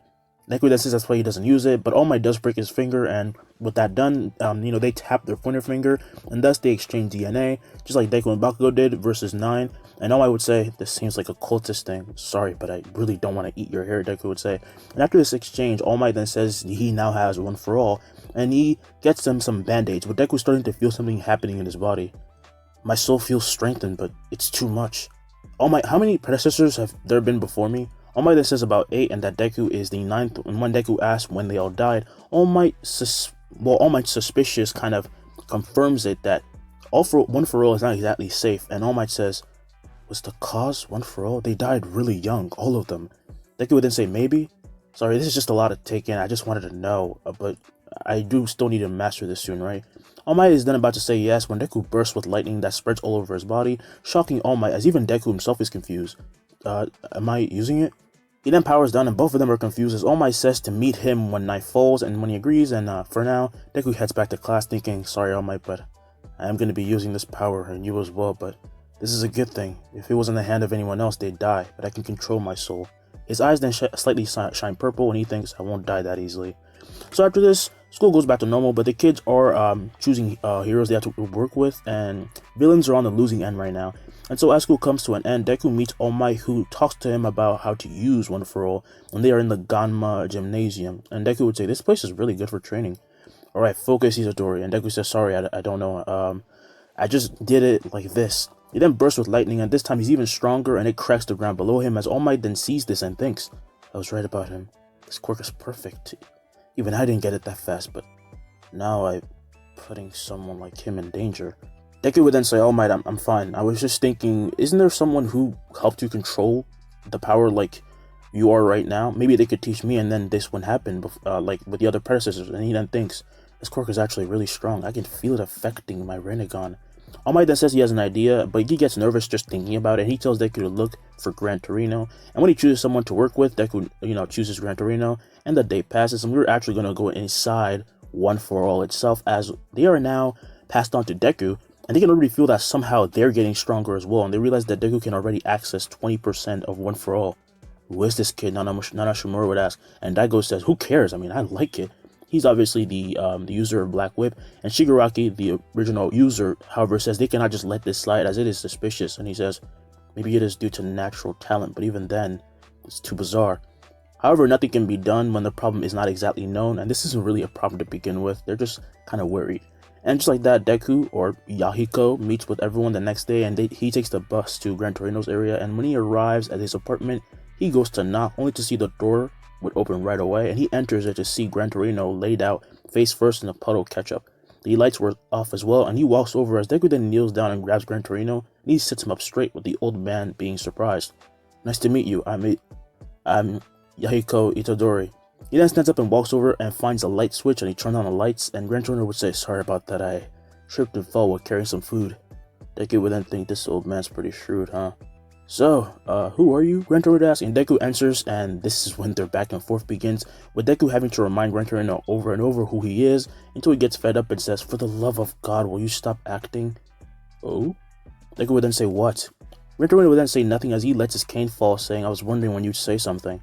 Gran Torino in the blink of an eye then attacks with a kick, but Deku dodges this as Gran Torino is impressed, and he bounces back like a pinball, and he says, so you're the new successor, I thought he'd never choose. From the side, Gran Torino then attacks with a kick, but to his surprise, Deku then easily catches him, and Gran Torino would think, he can keep up with me? Deku then lets him go, and Gran Torino kicks towards his jaw, but as he lands and, well, looks up, he sees that Deku is basically not affected by this and asks when he's gonna stop playing around. And Gran Torino is kind of dumbfounded, but he starts to laugh to the annoyance of Deku, and Gran Torino then says, sorry kid, I'm just surprised, you're pretty strong, ain't you? Alright, I'll teach you a little something. I can see why All Might's scared of you, Deku would say, and Gran Torino would say, as he should be, a teacher strikes fear into the heart of his student. Now that we're done with the warm-up though, put on your costume, I'll bring you up to speed. Deku then nods as he opens his suitcase and suits up before then standing before Gran Torino, who says to activate One for All. Alright then, how did I go again? Deku then bursts with power, entering the 25th percent state of One for All, and Gran Torino's eyes would widen in admirament. You're a perfect one. Can you push it higher? Deku then nods and increases his output as high as he can, and the lightning calms down, but also flows with power. And Deku would say, alright, that should be about 70%, right? He's just like Toshinori, Gran Torino would think. How can a kid have this much talent? He then realizes something that is really bad and says Deku should avoid moving about, and Deku would ask, huh? Why? But then as he takes a step, Gran Torino gets filled with fear as from outside an explosion occurs, and as the building starts to crumble, Deku jumps out of it, holding Gran Torino in his arms, and Gran Torino would say, you stupid disciple, I told you to calm down. And as Deku lands, he puts down Gran Torino, apologizing, and they watch the building crumble to nothing. It's fine. Being able to use the power to this level and not feeling a pain means you can probably go to 100%. You just need some control. But what about our training ground, he would say, pointing to the destroyed building. Gran Torino said he had that covered, and then they go to another place in Hosu. Then they went and rented out a little motel, and they started patrolling already, not with One for All at 70%, but at 30, so Deku can slowly build up the control, and Deku finds that when he flows his chakra on top of One for All, it calms the raging power and brings it down to his will so he can control it. So slowly he learns to go to use 50% in 2 days, without needing to be like super careful, which amazes Gran Torino. And as they take a walk down the street, Deku notices something and moves at lightning speed, and he saves a kid from being hit by a truck, which then just skids and kind of stops barely, and it almost falls over, just as Deku appears back on the sidewalk holding the kid. Are you okay? Deku would ask, and Deku then hears claps from people on the streets and puts down the kid, who says he's okay, and people will be saying like, good job kid, and Deku says thank you, kind of loving the admirement, and Deku then feels a tug on his robe, and he looks down at the kid who asked if he was, and Deku smiled saying yes, which made the kid happy. The truck driver then comes out and apologizes while Gran Torino walks by, saying to follow him, and Deku follows while waving goodbye to the kid, and Gran Torino says, I think you're good enough. Now, you're gonna take on everything we come across, but if you feel you cannot control the output, do not overdo it. Are you sure that's a good idea? Deku would ask, and Gran Torino says, just be careful, or I'll knock you out. Deku then says, this is actually kind of fun. Well, he thinks it, and he thinks, and with One for All, I can feel All for One's presence, almost like we're actually being pulled towards each other more and more. This is perfect. So that night, nothing happens to Hosu, but Shigaraki back at Musutafu was actually saved by the Villain League, which has new members. And at the hideout, Shigaraki is brought back, and he apologizes to All for One, who says all is forgiven, but the appearance of this creature, the Watcher, as they call it, what was it like? It ate the Nomu, meant for All Might, like it was just its lunch, he would say, terrified. And All for One says, I see. and he has taken Kurogiri as well. Shiraki then nods, making all for one smiles. He says they're gonna lay low for a while and they will attack eventually. I've taken interest in a new quirk from 1A, the genius of Yahiko Itadori. I want it.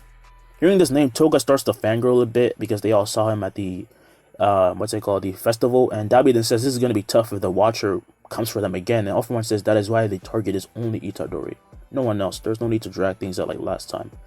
So back to Deku, who actually has a peaceful internship, and along the way, soon comes to find Todoroki and Ida, who are working as well. Todoroki would say, Itadori, and Deku says, oh, I didn't expect to meet you here. Ida then says he looks pretty excited, which is rare, and he laughs just as the hero Ingenuum walks up to the surprise of Gran Torino, and he says, you're walking again. Tensei would then laugh, saying, oh, they must not have told you yet. Out of nowhere, my injuries were healed. Erie says it must have been the Watcher. Shit, Deku would think. As Gran Torino would say, well, he doesn't seem to be a threat. Who cares? Now that we're together, we should probably go patrol as a group. Would that work? Todoroki would ask, and Deku then asks who Todoroki is working with, just as Endeavor walks up from behind to the amazement of bystanders. There you are, Shoto. You guys have a weird relationship, Deku would say, and Todoroki says, indeed we do. But as the group goes on rescues, if anyone lies behind, they help one another, and they do this until night falls when Deku gets a call from Skeptic. Hello? And they're still on the patrols, by the way, and Skeptic would say, from what we've learned, Stain is actually in your area. Seriously, Deku would say? Should I bring him in, or... He then gestures killing him, and Skeptic says, bring him in, but be careful. Deku then nods as he closes his eyes and focuses on something that people cannot actually detect, and he detects bloodlust. And he searches to find something that, well, anything that has a lot of bloodlust in the area, and he says, I think it's time for the Watcher to make another appearance. As Stain walks down an alleyway towards an injured native who is unable to move, he licks his blade with his prey, cowering in terror, and Stain would say, we don't need heroes like you. But then he sees Native's eyes turn to that of horror towards something else, and he feels more than just bloodlust as he turns around with his eyes twitching. The Watcher. He would then see the King of Hell, who would say, I will be having you. I've been waiting to meet you, Stain would say, as he then throws one of his knives at the King of Hell, but it just bounces off and breaks to his surprise. Like I said, I will be having you, the King of Hell says, as hands then come out and release out of its mouth, and it grabs onto Stain, and in this instant, Native is freed, pissing off Stain, who cannot even escape these hands, and without a choice, he's pulled in, cursing the Watcher. A terrified Native then sighs in relief as he survived, and he says, maybe he really is on our side. We then cut to Deku, who, while walking, would chuckle, making Gran Torino ask what's wrong, and Deku says, sorry, I just remembered something hilarious.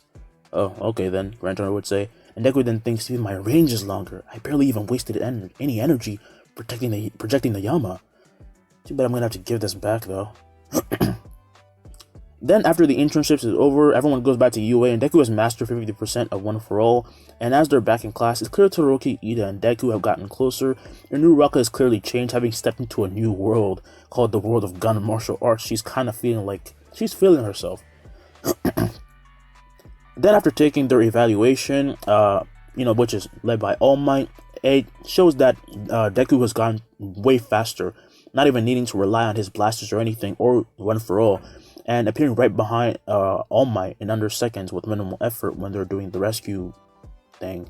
Back at the platform, the students are watching this, and they notice the subtle changes, and while angered, Bakugo has come to terms with the fact that Deku was just stronger than him. But he'll catch up. I just need time, he would think.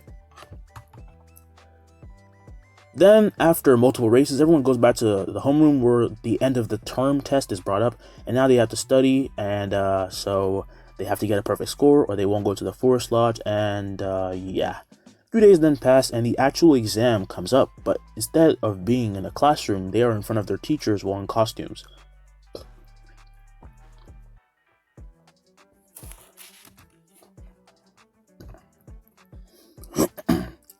I thought we were doing a freaking written exam, Mineta would yell, and Aizawa says sorry to burst her bubble. Ezra then jumps out of Aizawa's scarf and tells everyone that due to certain circumstances, we have come to accept that we do not have time for things like normal tests.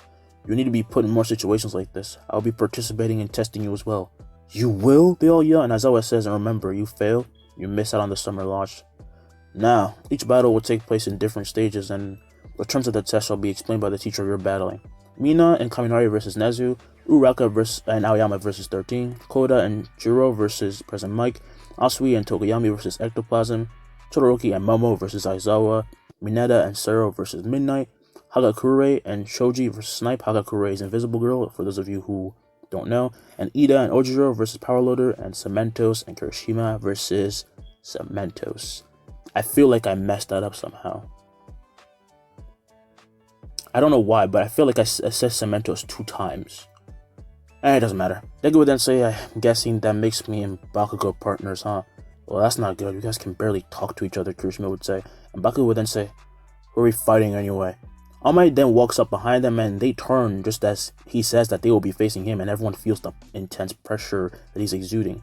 So each student is taken to their own place and are being monitored by a recovery girl, and when Deku is dropped off with Bakugo, they are told the exam rules from All Might, and then they head into the city, the ruined city, and Deku then says, alright, this is All Might we're talking about. If we don't have a chance, dipping is our only option. No, Deku would say.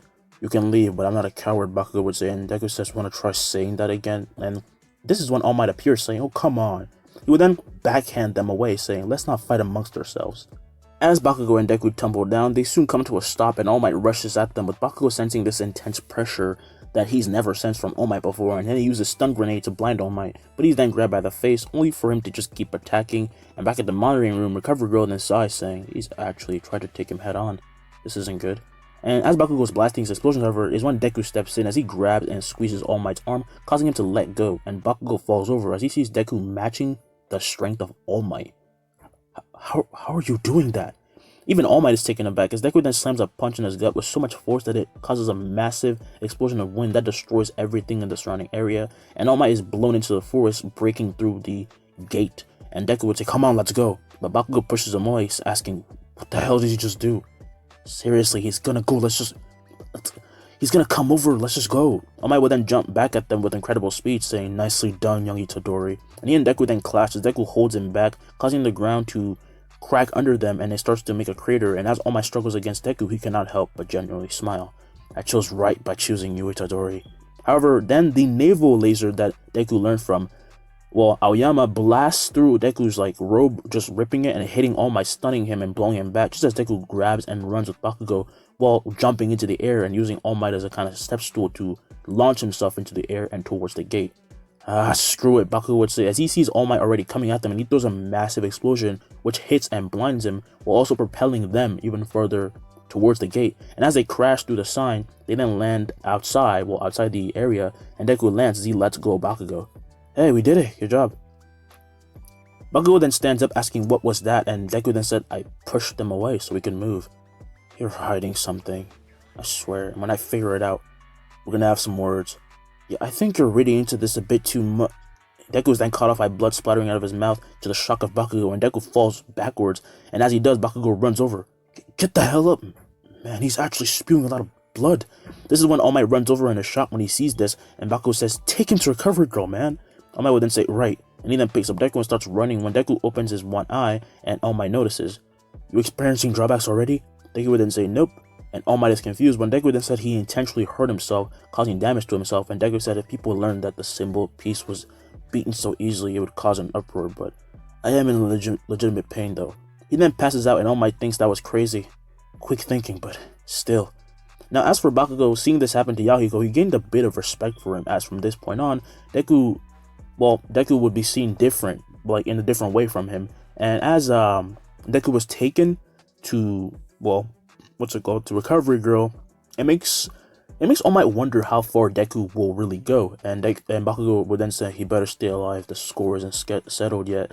And so when Deku was put in the office of Recovery Girl who heals him, this is when he is allowed to leave soon, when he's eventually healed, and he learns that the other tests have passed, and some didn't pass, but some obviously did, and clearly this is not exactly the outcome everyone was looking for. But everyone is actually more concerned with him passing out and losing a lot of blood, and Deku said, I tried to take All Might head on. Even for me, that's stupid. But obviously Deku could easily beat All Might, he just can't say that. Todoroki would then say, I'm actually surprised you're even breathing. Bakugo, what happened? Todoroki would ask, and Bakugo would say, ask the bastard yourself. He then leaves with Deku saying he'll tell them all at the Forest Lodge, and Mina says, but not all of us passed, and Deku says, guys, this is Aizawa we're talking about. This whole thing could be a ruse. They then consider that as a possibility, but they still fear being left behind. But on the day that they're supposed to find out the truth, it turns out it was a ruse, which obviously angers a lot of people. But at least now they're all going. And Aizawa says, obviously, all of you who have failed will still have to face consequences. And Kirishima says, that's fine with me, I just don't want to miss out. Ida would then say, so when are we heading over, sir? And Aizawa says, in a few days we'll receive permission slips, so the details will be on there, and he says you'll know everything. So excited for the lodge. The next day, they all go to the mall to get some clothes, and nothing really happens, but Deku notices Uraraka is acting weird, but he hopes she becomes like her usual self. And a few more days pass with Deku training more and more with All Might in secret, and while One For All grows his ability to kind of just do everything better, he can also sense All For One, his presence growing to him, and his Rinnegan power grows more. And the day right before leaving, Deku goes to Deika City, and he runs over to the mountain, and he jumps off the high cliff with a smile on his face. Good morning, everyone, as he would then land in the middle of the city, and he floats down nicely. And as he does, everyone says hi to him with him saying hi back. Aren't you supposed to be in school? They would ask, and Deku says, nah, we have an off day. I came here to see Erie. Okay, then people will be saying, and Deku then starts walking over to the tower while saying hi to the residents, and we then cut to Erie in her room, trying to control herself while she has a certain bracelet on her arms. And Curious is helping her, and she's starting to gain more control, and Curious would say, this could actually work. It's like her own personal quirk dampeners. And the door to Erie's room is then open as in walks Deku, and he says, hey. Erie then runs over and hugs him, and he hugs her back, asking if everything was okay. And Erie says, really good, I'm not losing myself anymore. Curious then walks over, saying that the bracelet actually works very well, but of course she has to take it off sometimes to not weaken too much. Deku then says we can start mass producing it, and then, but obviously when it gets better. But today, me and Erie are gonna have a field day. I have to leave for a field trip, so let's hang out. Erie would then say okay, and Curious then says that before he has to do that, he has to see something, and Deku nods as he is brought before the self-Kurogiri. And his face is half human while the other is Nomu. By the way, the bracelet is made out of the chakra rods of Deku, and obviously, yeah, if you didn't get that. And while Deku sees the Nomu, he then says, he's unstable. He lacks nutrition, but no one wants to go near that, Curious would say. Curious would then say that sometimes when he opens his eyes, he kind of comes to, but then he usually loses consciousness. And Stain, well, he's not exactly cooperative, but he did keep asking to meet the Watcher, and he did always make kind of a fuss about it. So Curious suggests that Deku go see Stain and just talk, so he goes and meets him, and they're left to talk alone, as he then walks up asking what Stain wanted, and Stain would say, what the hell are you? I'm the Watcher, Deku would say. Horrible nickname, by the way. I call it the Yama, the King of Hell. You have all this power, but this is all you can do, Stain would ask, and Deku asked what's that supposed to mean. It's disappointing this is all you can do, I can feel it. You're powerful, there's something about those eyes. They carry a lot of weight. Deku can then feel Stain's immense bloodlust and thinks that this guy is dangerous, obviously not to him, but to society and kind of to himself, and he gives Stain a proposition. Join me. Not the army, just me. Work with me. I don't work with others, Stain would say, and I said, you're strong, but I do what I want. Then what do you want? Stain would then say to get rid of all those fake heroes, every single last one of them. By killing all those innocent people, Deku would ask, and this is when Deku's own bloodlust hits Stain, who cannot handle it, and he falls to his knees from within the cell, and then out of the cell come out like spikes of ice, and Deku says, you almost killed my friend's brother, you bastard. The ice in the room then covers and freezes Stain, who then thinks he has more than one quirk. This is when right before him, Deku's eyes would burn off the contacts he's wearing, revealing his 6 Tomoe Rinnegan, and his eyes start bleeding. And Deku notices this as he stops using his powers, and as he sees this through the mirror, he then sees the Tomoe, and from the comms, he hears Skeptic, who says, I think you should end this now. Deku then says okay, and all the ice in the cell is melted by flames. I'll come back again. Make sure to change your mind. The King of Hell then appears as he walks into it and warps away, and Deku heals himself before appearing in Redestro's office. Your eyes, they're different. I noticed. Look, can't we just kill Stain? Redestro would then say, is that an order? But no, it's a suggestion. Redestro then sighs, thinking, for someone who's so smart, how does he not realize it? He then says out loud, look, Pain, I think it's time for you to put aside that naive personality you've built up and take up your true role. I'm not becoming the leader, so you did realize it, then why won't you? Deku would then say, because my way of thinking differs from yours. This is a good place. Even a little chance of hurting these people is not what I want. That's why I work under you, because the other choice might end in catastrophe. We're gonna have to do it eventually, Redestro would say, and Deku then starts walking away saying that day is not today, and then leaves to go to hang out with Erie. Seriously, Midoriya, Redestro would think. And after this, Deku hangs out with Erie, and then he soon finds himself on the 1A class bus with the classmates on it. They're just like, hanging out. Deku is just sleeping and minding his own business when he feels that pull again, and he opens his eyes, which are now covered by his new contacts, and he would then think, they're coming. In this moment, the bus then comes to a stop with Uraraka saying, "Come on, they're letting us stretch." Deku then thinks that is not what they're letting us do, and as the students are allowed off, they then see that 1B isn't here with them and they aren't taking a break either, and then they start to get suspicious as things get even more weird when the Wild Wild Pussycats come out, introducing themselves, and Uraraka starts to fangirl, and Mandalay would say, "Nice to meet you guys," and Sarah would then ask, "What is this?" Mandalay would then point down below saying that forest is basically their home, it's entirely their territory, and they have to get there themselves. Guys, I have a bad feeling about, before Kirishima can even finish his words, to their surprise, both Deku and Bakugo run out before then leaping into the forest. "Stop wussing out," Bakugo would yell, as he and Deku then land down, and Todoroki with a smile would jump down as well, using an ice path, and Pixie Bob and Mandalay are impressed. "You guys are just gonna leave them alone in there, right?" Pixie Bob would ask, and feeling guilty and kind of excited, the 1A class then jumps before they are then, just landing in there to just help out because they say screw it, and they don't even have to be forced into it this time, and as they land down, they see a rampage going on as Deku, Todoroki, and Bakugo are destroying these monsters made of earth. "Dark shadow," Tokuyami would say, as everyone starts to get ready for a fight, and they follow behind the three to raid and finish this little quest. And as soon as possible, they do it fast because, well, those things are annoying. And after a while, which is 2 hours this time, they make it back with Deku running out of the forest, and Aizawa and the other Pussycats are already there, but them being impressed. "You don't get tired very easily, do you?" Mandalay would ask, and Deku says, "I have a lot of stamina." The other classmates then run out being tired, but not so tired that they limp, because Deku took care of mostly everything. And after this, Pixie Pop starts to obsess over Deku, who tries to escape, and she bothers Bakugo, Todoroki, and Ida. And then Uraraka asks about Koda, the kid who was there, and Mandalay introduces him as her nephew. He's about Erie's age, Deku would think. Maybe they could have played it or something. I really don't know what kids do. Aizawa then tells them to come in, into the building, and they do. They're shown the rooms, and after this, they eat. And then they go to the springs by the time night falls, and Koda still falls, but Deku catches him and brings him to Mandalay, who explains a bit about Koda to Deku. And Deku realizes that Erie and him are very much alike, and he's like Koda as well.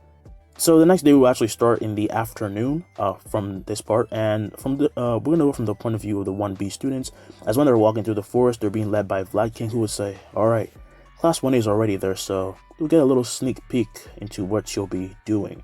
As he says this, they start to hear yelling and soon come across the monstrous Class 1A, pushing their limits like madmen, and this leaves them shocked. "Man, they cannot be serious," Tetsu would say. "That is some serious power." Atop the mountain, we then see Deku release a huge beam from his stomach, and it blows back a huge amount of wind at everyone down below, with Vlad King just laughing, saying, "Even I gotta admit, these guys are something, huh?" Kendo would then ask, "That's him, right? The strongest in their class? We can even feel his blast from here." Vlad then nods, and Monoma is kind of in denial, but he has to admit that Deku is beyond them, and so 4 days pass, and it's a schedule of training for hours, eating, showering before doing all of it again. But one night, while everyone is cooking, Deku sees Koda leave, and he's been seeing him do this for the past 4 days, and this time he actually decides to follow him, telling everyone he'll be back. A few minutes then pass though, and everyone thinks Deku should be back by now. It's been about like 40 minutes, and it's a bit suspicious. Luckily this time, because of what happened, there are actually heroes in the forest stationed to protect the kids, especially at night, because they've just been mostly hiding out to see what happens, and they are now getting blindsided again. But then a scream is heard from far, far away, and it is the voice of Koda, and everyone gets on edge as they just jump out of their seats, and Mandalay runs out in fear of what may be happening. But then Aizawa runs out saying, "Don't worry, everything should be fine."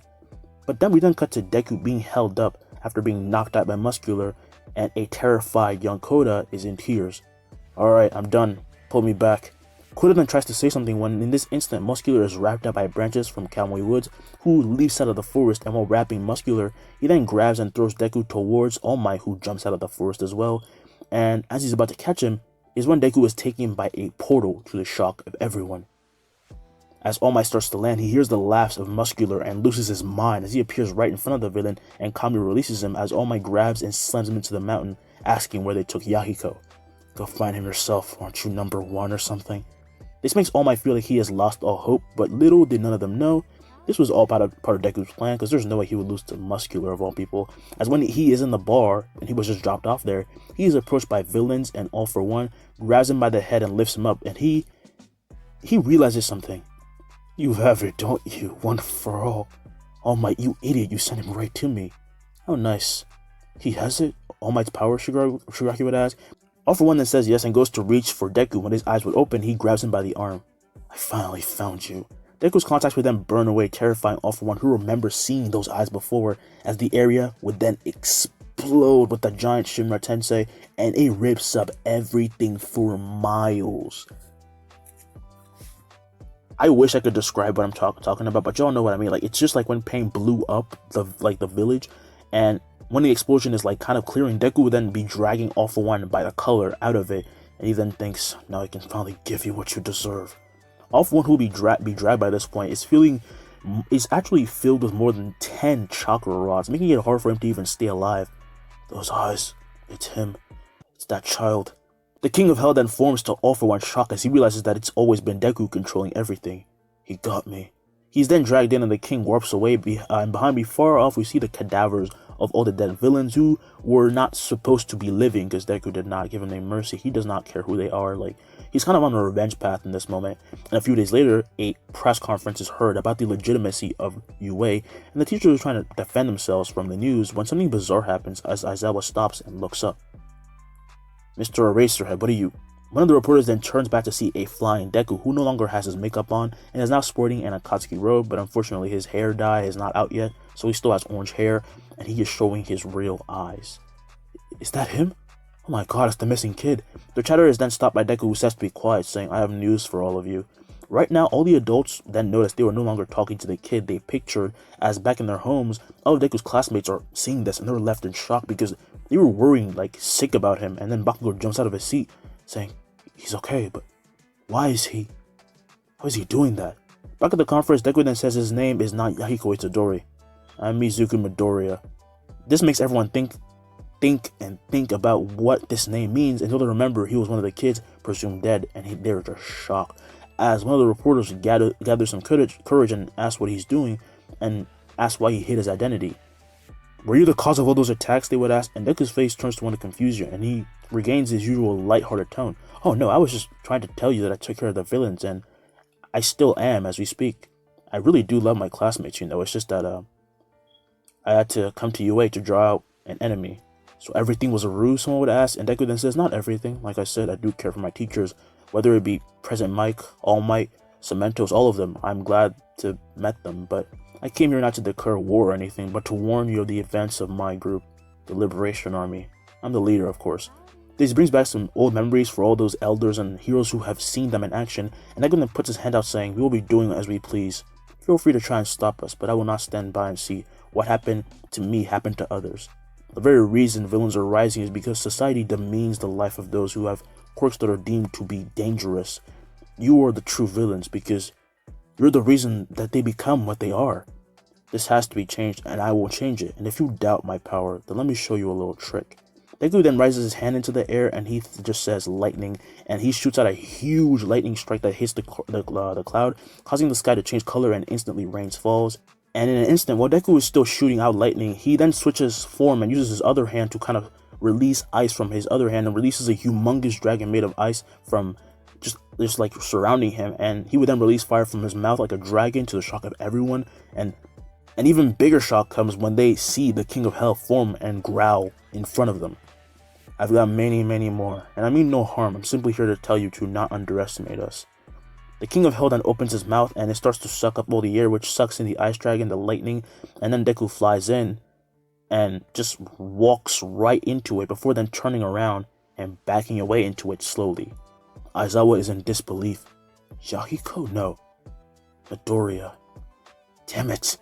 Deku then disappears and the King of Hell disappears completely, and everyone is just unable to talk. Any more questions? Nezu asks, and all the reporters shake their head in disbelief, with Nezu then walking out of his seat, with Viking and Aizawa following him as they cannot believe what just happened. I don't know about you, but I still believe in him. If everything he says is true, then he was the one who healed Tensei as well. But this isn't something that can be decided so easily. Nezu says, of course, we will still investigate. I'm sure we aren't the only ones who are most broken by this, though. Last student would then remember the students, and we then go back to Deka, where Deku now sits in Redestro's chair, while in front of him are Redestro, Curious, Getten, Trumpet, and Skeptic. If I messed up any of those names, well, I'm sorry, but too bad. So, you guys really want to go through with this? Deku would ask, and Redestro says there is no one else I would want in that chair, Midoriya. Deku then says, alright then, we do things my way. There obviously won't be any killing of the innocents. We're not vigilantes, villains, or heroes. We're pioneers, liberators. After this, a lot changes in Japan, and by playing mind games with the government, Deku forces them into a position where the Liberation Army becomes even more more of an essential service than heroes, and they start expanding power and making themselves known, recruiting and turning their city into a paradise for those who have been thrown away by society, whether it was quirkless people or people with mutant quirks. Like, everyone is welcome. And this all happens in a span of 4 months, meaning Deku has been working very hard mentally, and in a week he and the government were actually about to meet and talk about laws relating to quirks because he believes they need to be changed. Deku also manages to make people see him as a hero, even though that wasn't his intention because, well, more and more people kept coming to Deka, which expanded so fast they had to stop people from entering until they finished construction. And then one day when Deku is in his office, he senses something familiar and a smile comes on his face as in enters Gentle and La Brava, who introduced the 1A class. "Wow, you live here?" Uraka would say as the entire class then enters Deku's office, and he would get up and welcome them to Deka City. "I do live here, yeah, but my house is there." He then points down at his house, and Kirishima says, "This is kind of weird, isn't it?" And Bakugo says, "Yeah, I feel like blasting you in the face more than usual."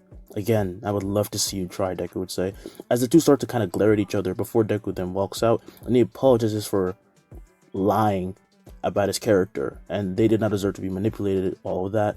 "I didn't even think you guys would come. It's the one thing I didn't calculate," Deku would say, as Todoroki then says, "Well, aside from that, you obviously weren't lying about everything, so personally, I'm fine with it."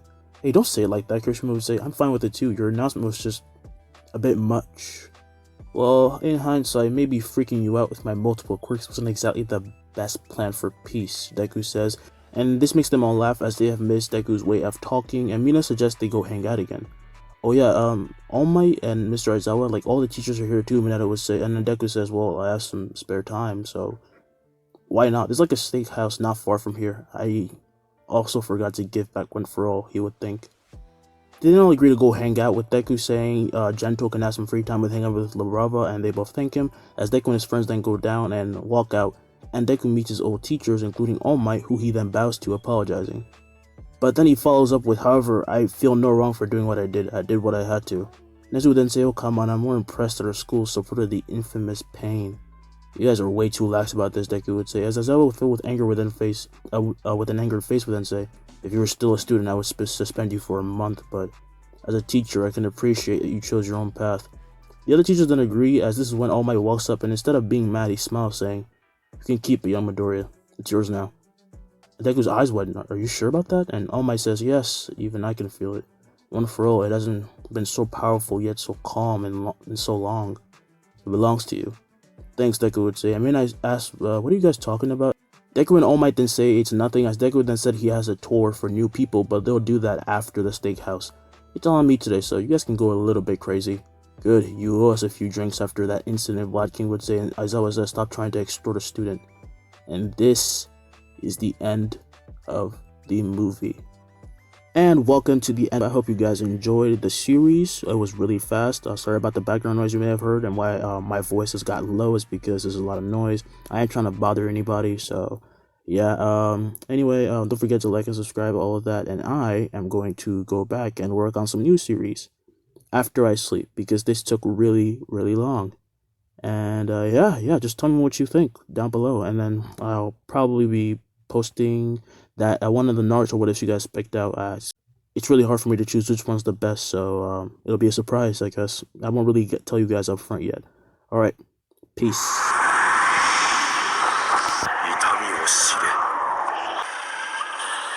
世界に痛みを、神羅転生。